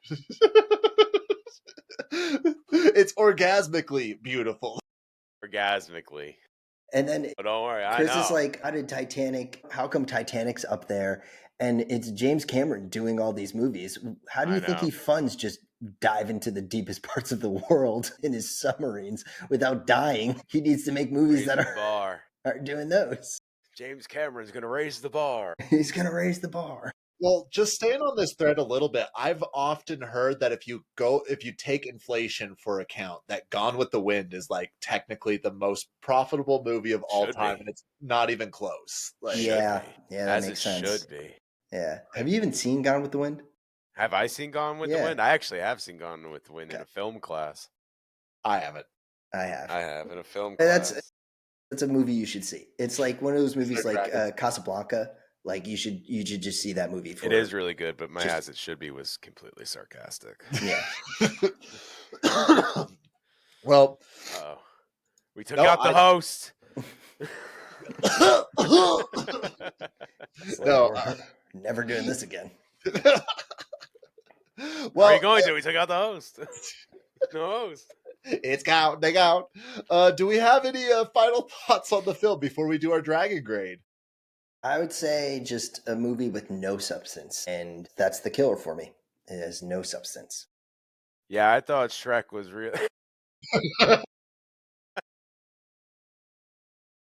No, I thought it was a poor attempt at trying to add new characters to the Marvel Universe, which they did for quite some time there. But in its defense, like I said, everyone forgets there was even a Black Widow movie.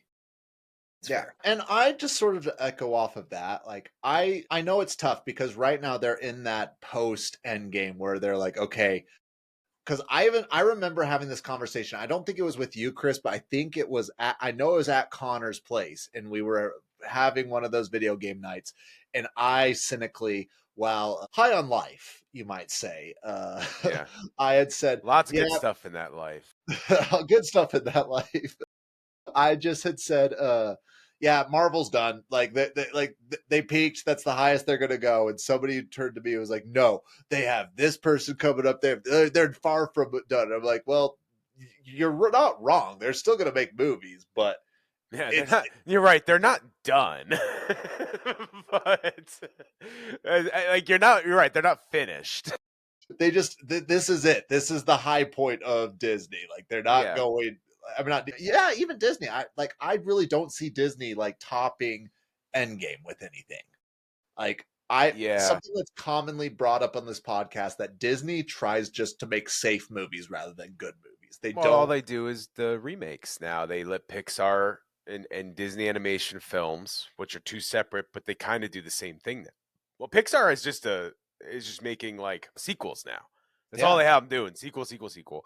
Because they want Disney Animation to be the one that actually makes the films. But they've gone through this. This is the thing with Disney. They've gone through this a lot. Actually, on Mad Props, we just had Tab Murphy on, who wrote Atlantis, Hunchback of Notre Dame, Tarzan. He was at the end of the Renaissance, right? And a lot of those were considered flops. But what you don't realize is like a movie like Atlantis, which a lot of people really love, it was considered a huge flop. But because at that time, and this is where they adjust with the time, at the time, box office was success. And I know you're going to say like, well, we were just making fun of Shang-Chi because it didn't make a lot of money. Didn't do any, if you didn't have people come out and see your movie, to them, they were like, this movie sucks. Yes. But today, like, and let's just think of movies in the past that had stuff like that now have huge cult followings. Those followings happen immediately. They may not go see it, but the studios know immediately, oh, this movie actually did really well. It just people didn't go see it, or XYZ why it didn't do well in the theaters. But they're doing well at the Comic Cons. The merch is selling. Or not DVDs anymore, but the streaming is crazy. They Yes. could see that now, but back in the 90s, that didn't happen. They adjusted, and now they made it back, right, with Pixar and their Disney animated films and stuff like that. They're in that lull again. Will they find their way out?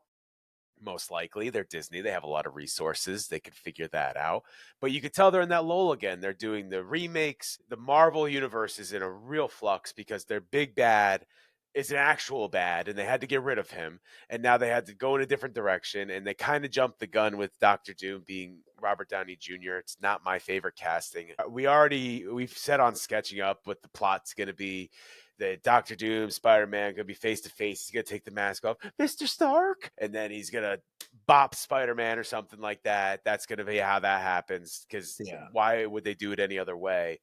So they're probably gonna try to find their way back up. But Disney's gone through this a bunch. The whole reason there was a renaissance in the '90s is because that like 50s and '60s was toast as well. Because new animation came in. Hanna-Barbera started coming in. Hanna-Barbera makes an own network. Ted Turner buys it. Now it's its own network. Cartoon Network and Nickelodeon are now here. Disney's animation is not the one that's the key animation studio out there. How do they regain? That's why they go for Pixar. Pixar becomes this new animation studio. Nobody's doing 3D animation.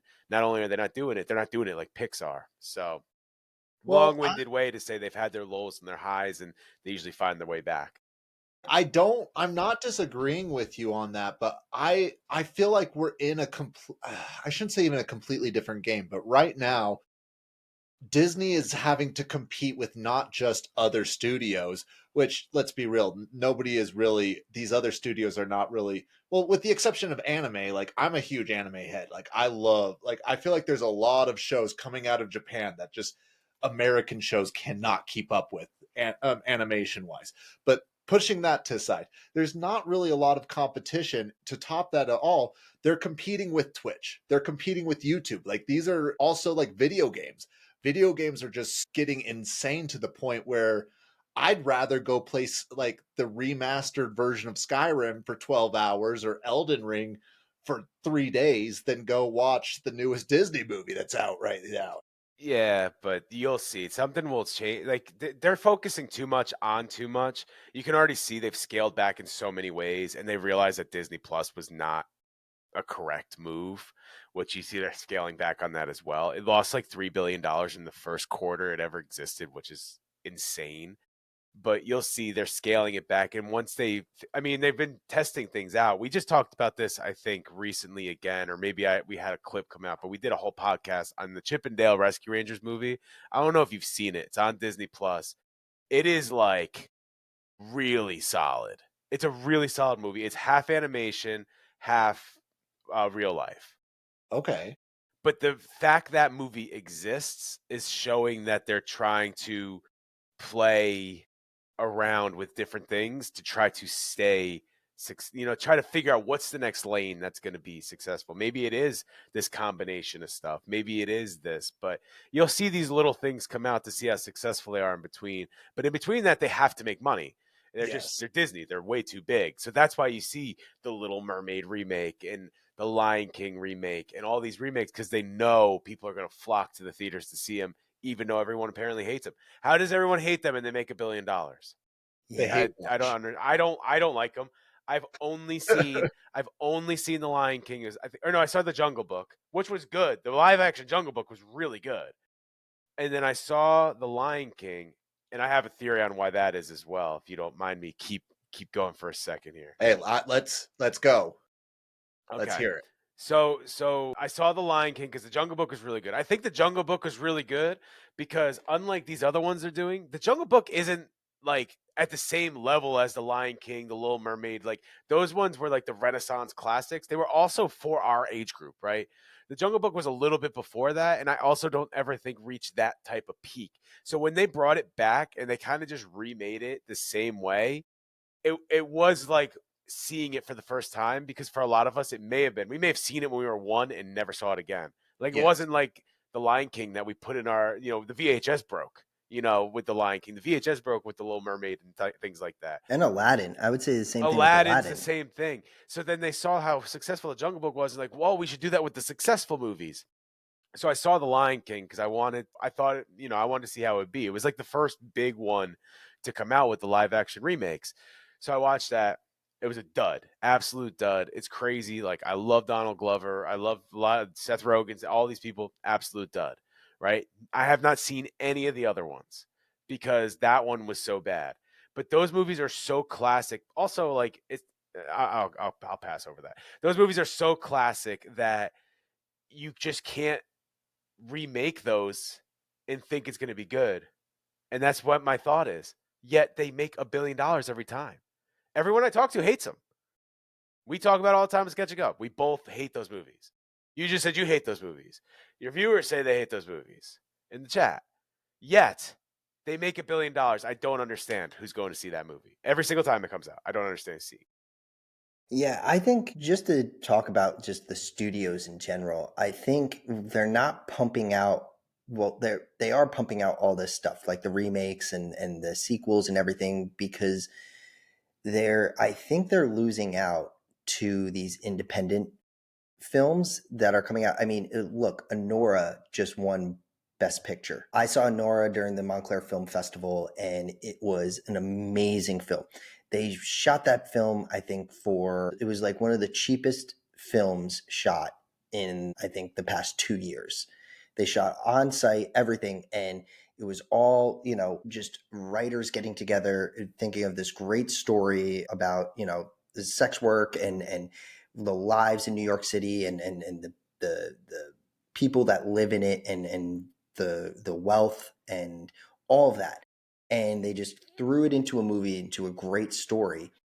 And that was an original story.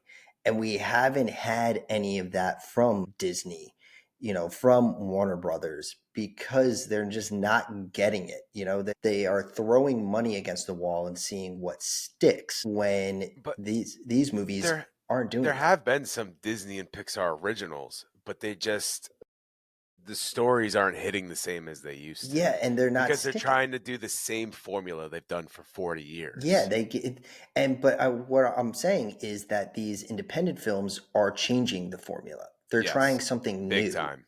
These movies that are coming out from Neon and A24. A24 is just so good, and they're different. A24 just came out with a movie that I thought was I'm a horror guy. I like horror movies. I'm more of a supernatural horror person. A24 came out with a movie about a paranormal activity going on inside this home, but the movie was shot through the view of the paranormal entity. Okay. So you're not in the view of the family living in the home. You're in the view of the thing that's haunting. And that's going to be scarier, because something that is always said, and it's going off of what you're saying, and you're going to agree with this, okay?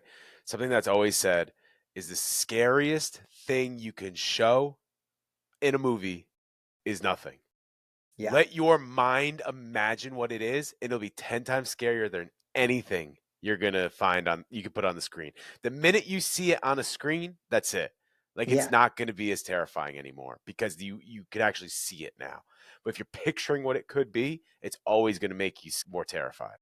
Yeah. Yes. And I think that's what's, really boasting these movies up, is because of that. And like, that's incredible writing. Like, I'm a huge Alien franchise guy. I love the Alien franchise. And what the earlier Alien franchise did was, you didn't see an exomorph a lot during those movies. You saw it, when it comes out of the guy's chest, and then you see the face hugger, but you don't actually see the full thing in its glory until like right at the end of the movie. And it's terrifying because it's darkened. You don't see anything.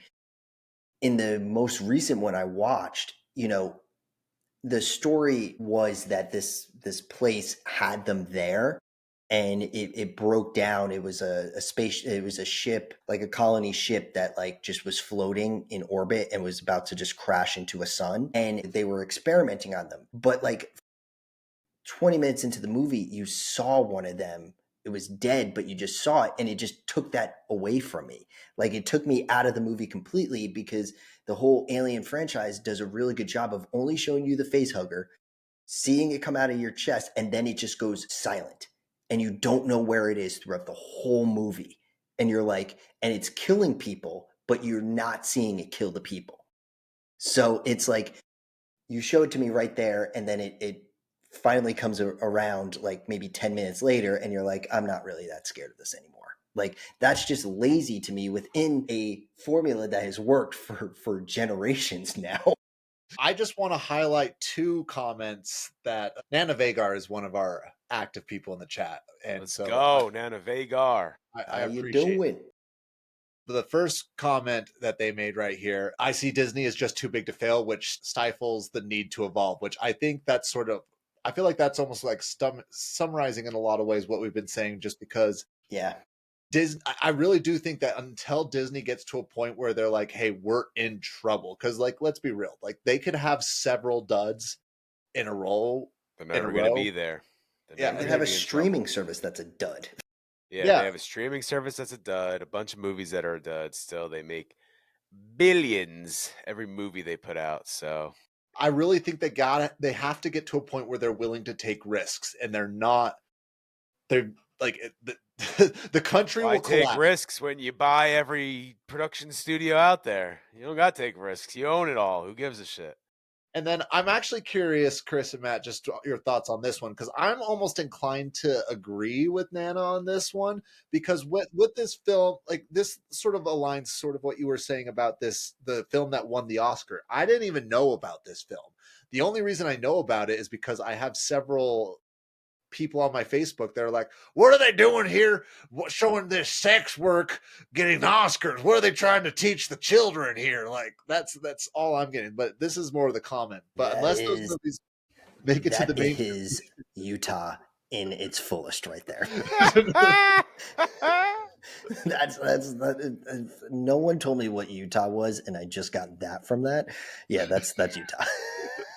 But what about the kids? What about them children? They don't want to be exposed to these sex workers. Well, there's these things called movie and TV ratings.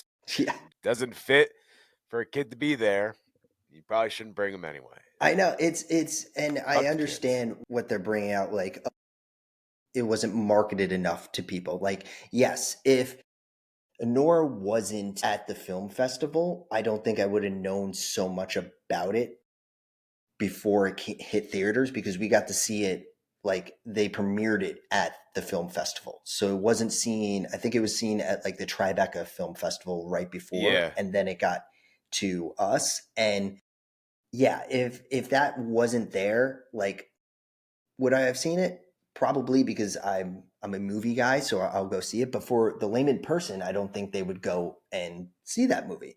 But also, I can think of movies that weren't like advertised very well, and they did really, really well. Like, like the first Godfather was not advertised very well. Like, it wasn't put out there into the world that you need to go to the movie theater when this movie came out, but it's one of the top movies that people need to see in their lifetime, They're also not meant for the theaters anymore. Like the Godfather was meant for the theaters, wasn't promoted well and did really well. But these movies, the A24 movies, first of all, if you see an A24 in front of that ad, just go see it. Every single one is good, literally every single. And I think that's what a lot of their marketing is these days. Like, once you find out it's an A24 and movies, you're gonna same go with see Neon. Just go see a Neon movie, and because they've just been putting out bangers. But they're not made for the theaters anymore, because who the fuck goes to the theaters? It's like $30 to go to the theaters.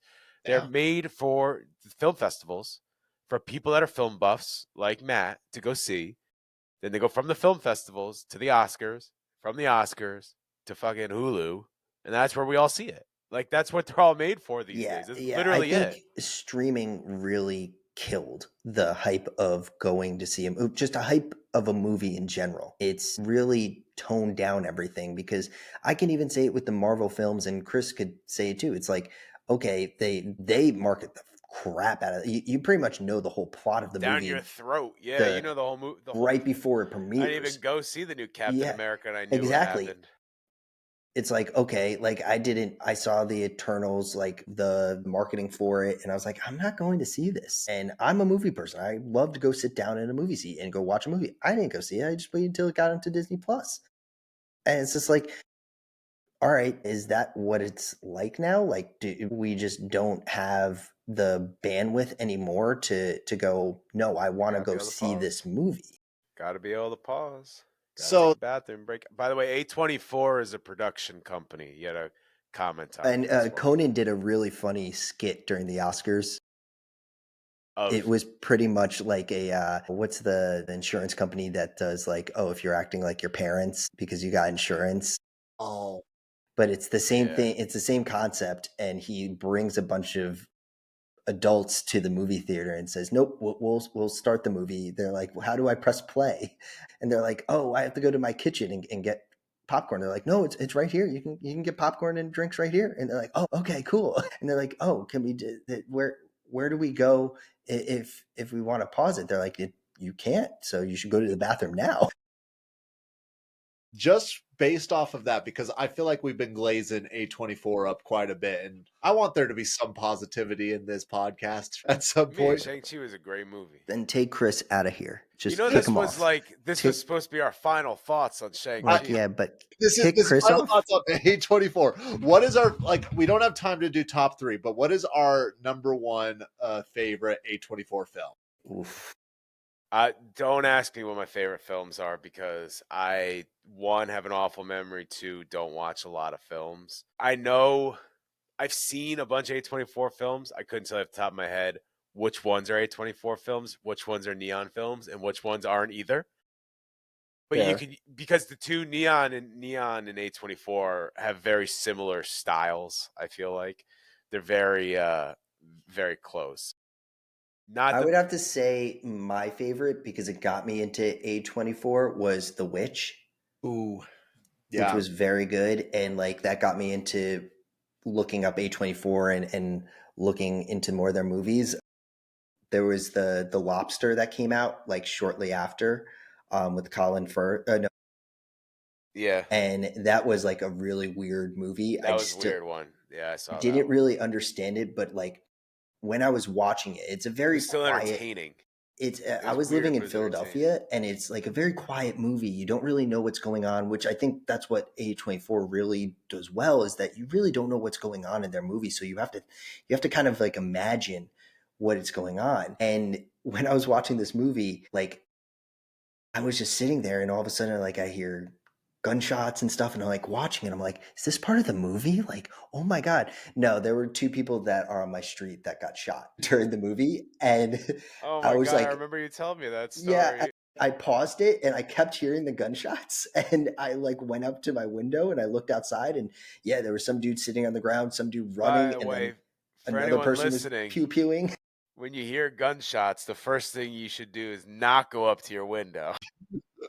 Hey, I lived in Philly. All right, if you ain't going to look at what's going on, you ain't living in Philly. All right. Yeah, hey, these people in Utah, they need to know this, because you know it's a real sketchy place here. He might get your Jello stolen.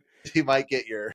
Matt, what is the one, I can't remember, it was a few years ago, I think it won the Oscar as well, where the girl would flip into different minds, not minds, it was like dreams or something like that. Do you know what I'm talking about? Is it Everywhere, Everything? Everywhere. Yeah, Everything. Yeah. That one was so good. That was so good. I haven't seen that one. My buddy has told me I need to watch it several times. For me, like, I think this is one. I'd be shocked if you haven't seen this one, Chris. But Uncut Gems, like, I love Uncut Gems. I've seen Uncut Gem was really good. I think I've seen all of it. Actually, I mean, easily my favorite Adam Sandler film. Like, that one was good. You know, Adam Sandler, the basketball one was really good too, with Bo Cruz. Have you seen that one, Hustle? The more recent A24 Iron Claw, the Iron Claw about the wrestlers, the wrestling family, really good. That's a great movie. That's a tough Just movie look to up get through. just look up A24 and just go watch their movies. Everybody listening, just look up A24, go watch their movies. You're not going to. But before you go and do that, we have a dragon grade to do here on the podcast. Wait, there was a dragon a part of all this? When was that? I don't remember the A24 dragon movie, to be honest with you. There's not, sadly, no. But every week we do a dragon grade pertaining a dragon in the film. We do 5 categories, which persist of design, special effects, character, film, and X factor. We grade everything from 0 to 10, 0 being abysmal, 10 being incredible, and 5 being okay.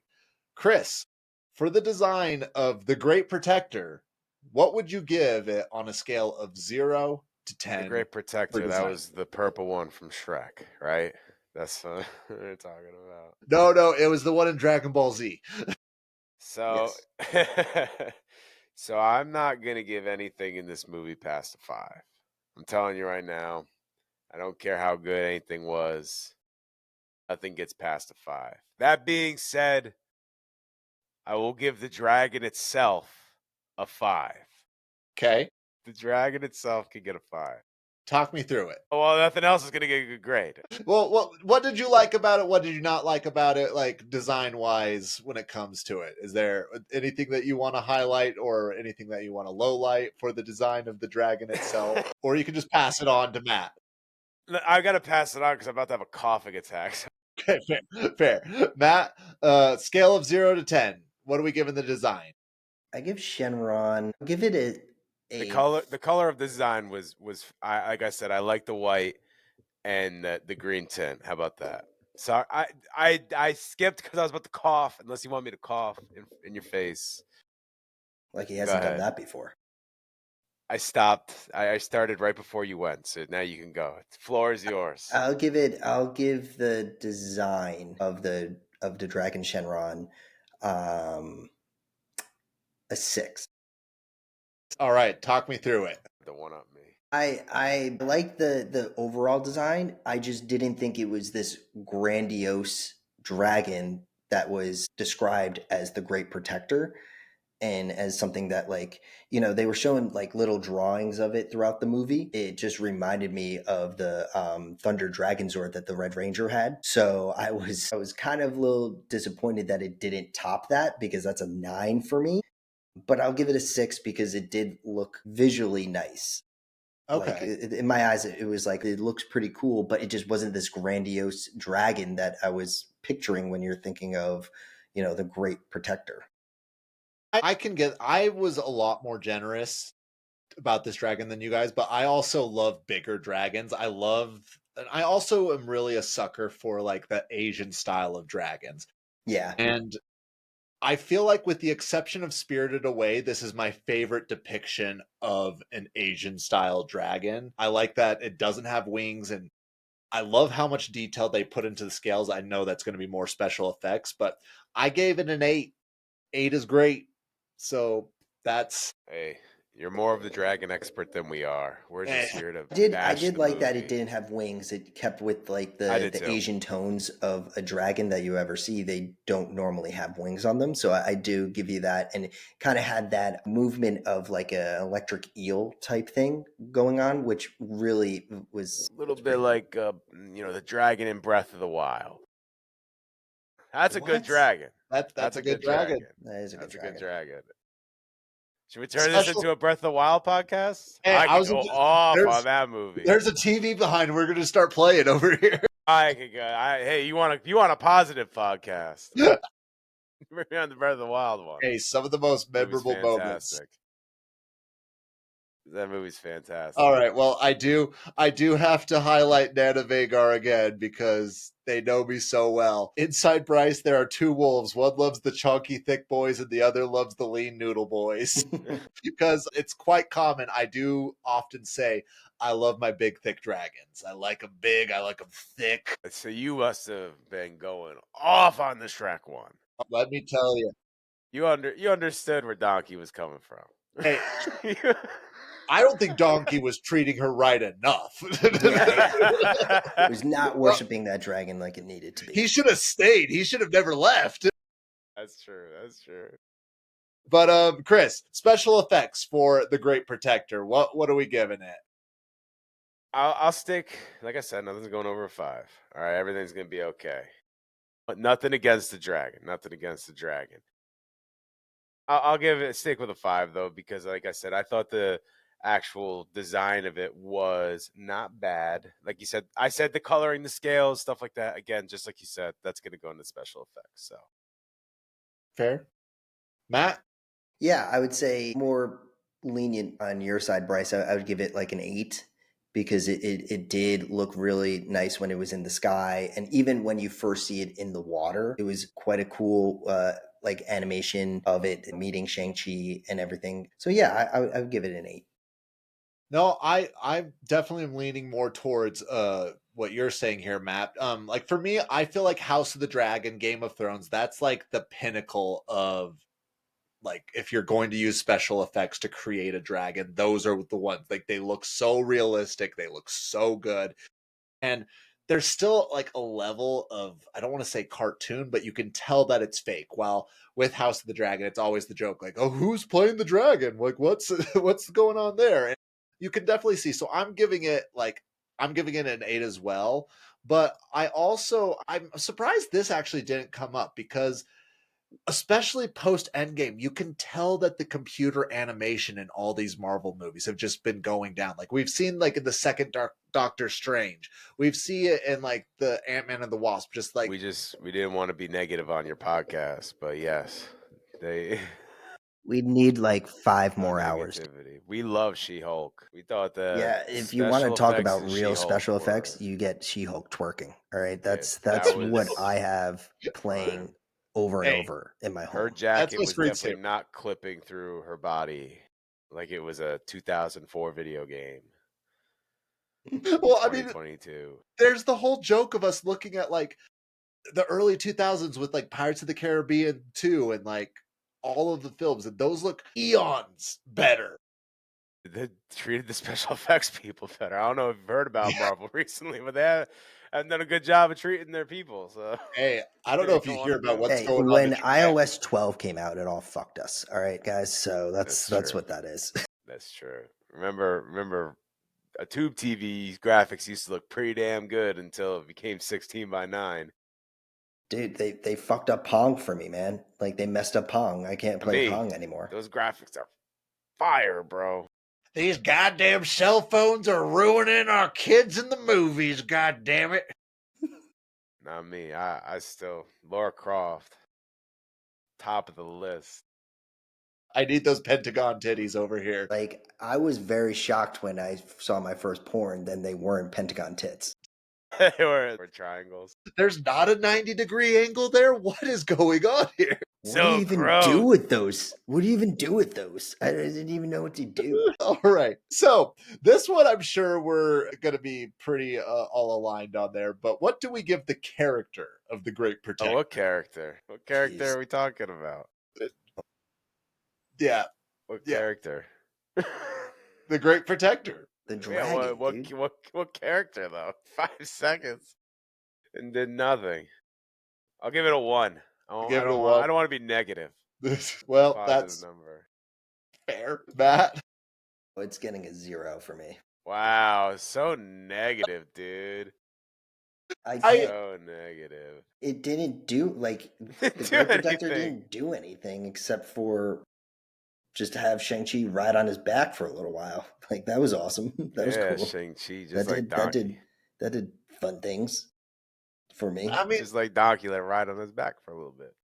I'm a donkey on the head. No, I definitely agree because like they make such an emphasis. Like I feel like I'd be more lenient if the dragon just appeared at the end, but they were like hinting at the dragon the entire time, and you're expecting that to be like this great character. It's gonna be the dragons are gonna come. It's gonna be crazy. But it literally is like, ta-da! He protects everyone. We don't even know if it's a he. It's a dragon, just there. It's a dragon. Like, don't assume that dragon's gender. I did. I'm a sexist bastard that just assumes all dragons are men. I can't. I'm glad I wasn't on that Shrek one then. All these women, all the unicorns are women, and all these dragons are men. That's what I believe Charlie.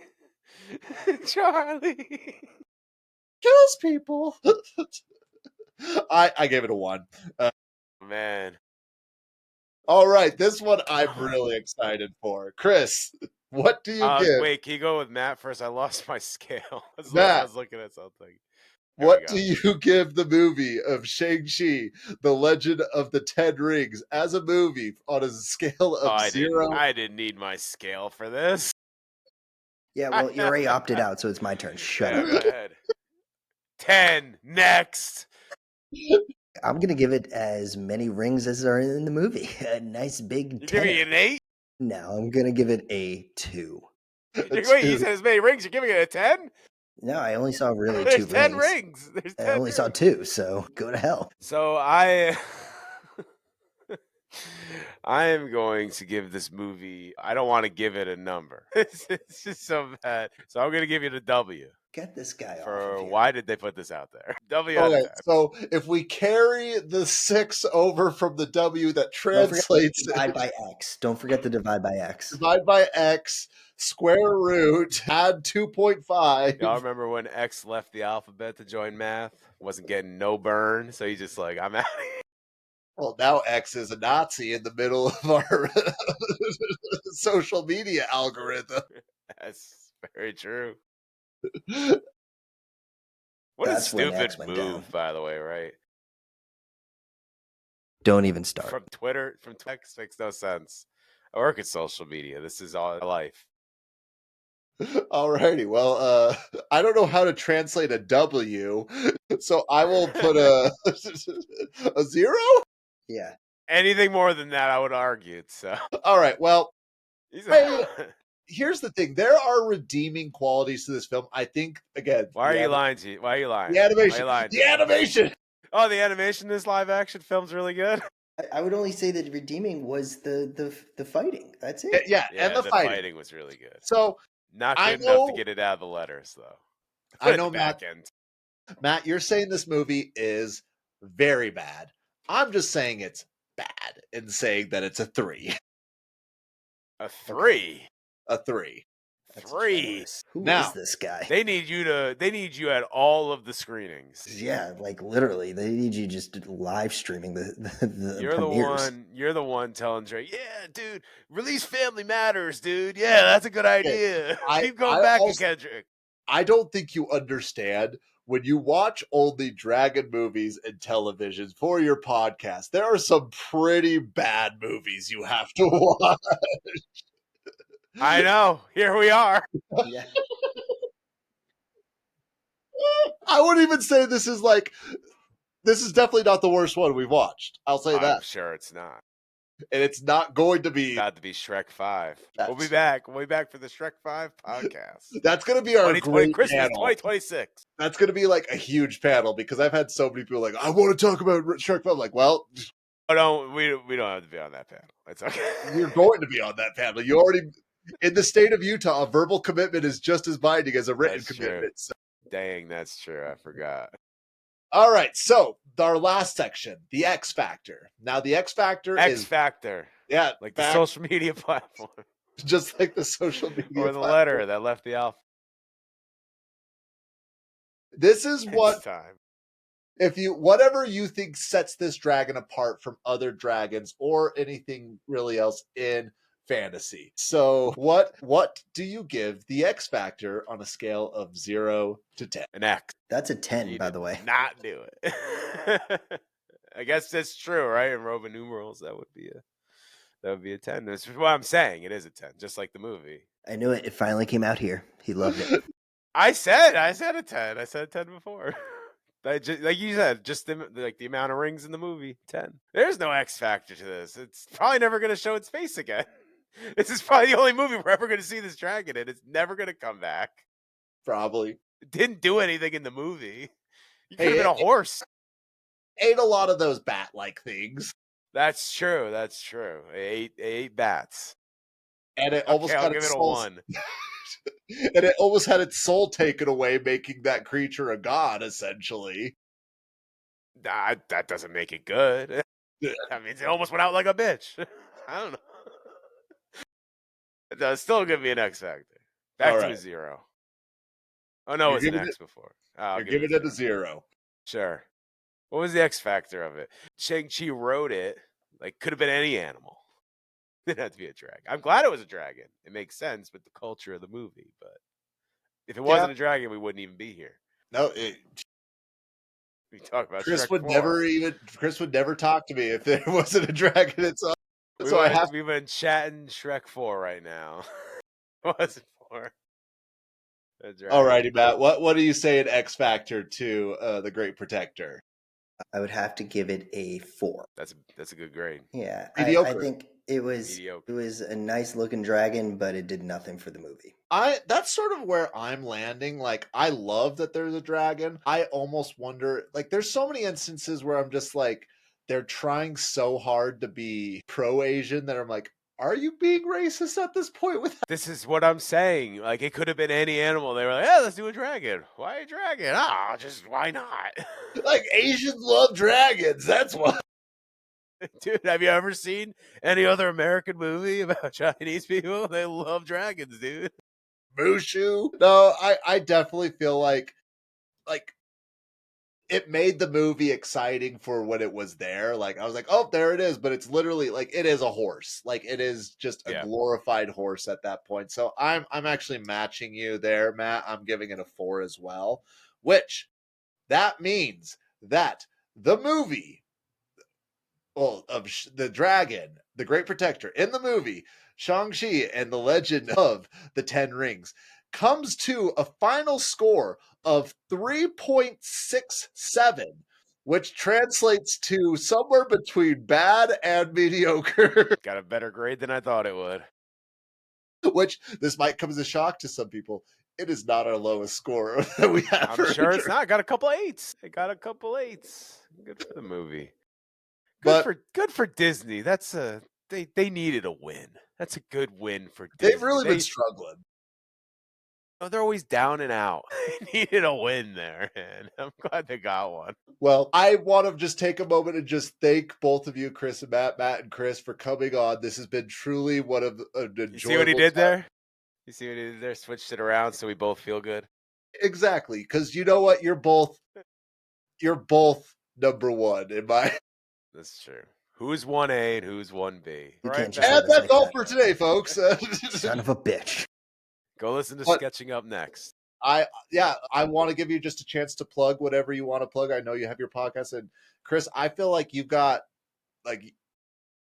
so go ahead. You got so much to plug, and just plug away. Do you want me to take it, Matt? Seeing as I have it down. And 3 hours later, we are done. So go to the Schnabel Studios YouTube page where you can find Sketching Up. That's where you'll find Matt and myself hosting our own podcast, which can go from comic books to video games to animation to movies. We have one coming up on SNL. We had one about Spider-Man recently. You can find that all there. You can also find Mad Props there. That's my podcast that I host. We've had really good guests like Matt Hill from Ed, Edd n Eddy recently came on. Like I said, we had Tab Murphy come on. He was the screenwriter at Disney for a long time. He also did Teen Titans Go and Batman Year One and a lot of really fun stuff. So you can find stuff that's more of like an interview type podcast. You can find that on the Schnabel Studios page. You can also find Mad Props Pod or Sketching Up Podcast on their own separate YouTube pages as well. Or you can listen wherever you find your podcast. Just search for Schnabel Studios or search for Sketching Up or Mad Props. Yeah. You can find me at Chris Schnabel on Instagram. And then Matt, you can promote yourself as well. Yeah, I'm a person too, guys. I just want to raise that out there. Hey, I said your name first when I said Sketching Up. Yeah, no, you're 1A. You can find me on Instagram at Sounk92. It's a hockey joke. I'm a huge hockey fan. I have to ask because I know we're on air. What does it mean? Because I saw someone else write it and I was like, oh, like that's a thing. I had no idea. Yeah, it's a story from a guy who played in the NHL for quite a while, Keith Yandel, and he's a Boston guy through and through. So he has like that Boston accent when he does yes, sonk, and he would do that to guys during games where he would have the puck behind the net. And he would fake that he was going to shoot it up the sideboard and like get it out of the zone. And he would fake it, and guys would beeline it and turn around and go. And he would just scream at them, yes, sonk, and then go the other way. Gotcha. And guys would get so mad at it. And the story came about because, during all like professional games, you get a hot mic and you can hear what they're saying on the ice, on the field. So they heard during it this, during one of the games, he yelled it so loud that it was picked up by all the mics that were broadcasting the game. Yeah. And the funny thing is like the guys the color commentators had no idea what it meant. So they were kind of struggling onto explaining to people what it meant and what it meant. And they couldn't get him for an interview after the game for some reason. So it would just like lingered out there, and people were on Twitter going like, what does that mean? What does that mean? And he finally told the story on one of my favorite podcasts. Matt Tornetto was like, that's going to be my handle. Yeah. My handle, I think before that was like Matt TDX, which was my fraternity. So I needed to change it to something. Yeah. That's smart move. Yeah. Smart move. Hey, I love it. I love the history there. But again, thank you so much for the both of you coming on. It was really fun. Thank you, man. I have had some good laughs. I don't need to go work out abs now because... Perfect.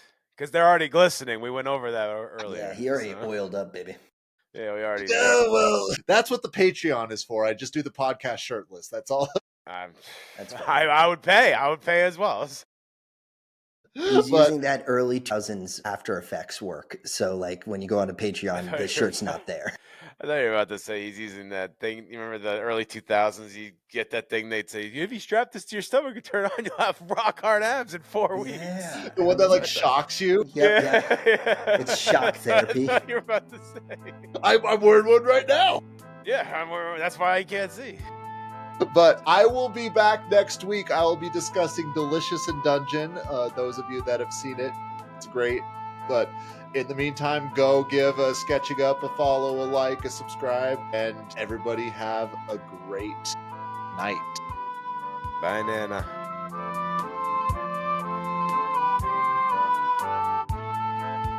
That's all for this week's Dragon Lore. Takes cold and hot, spread shore to shore. Enjoyed yourself?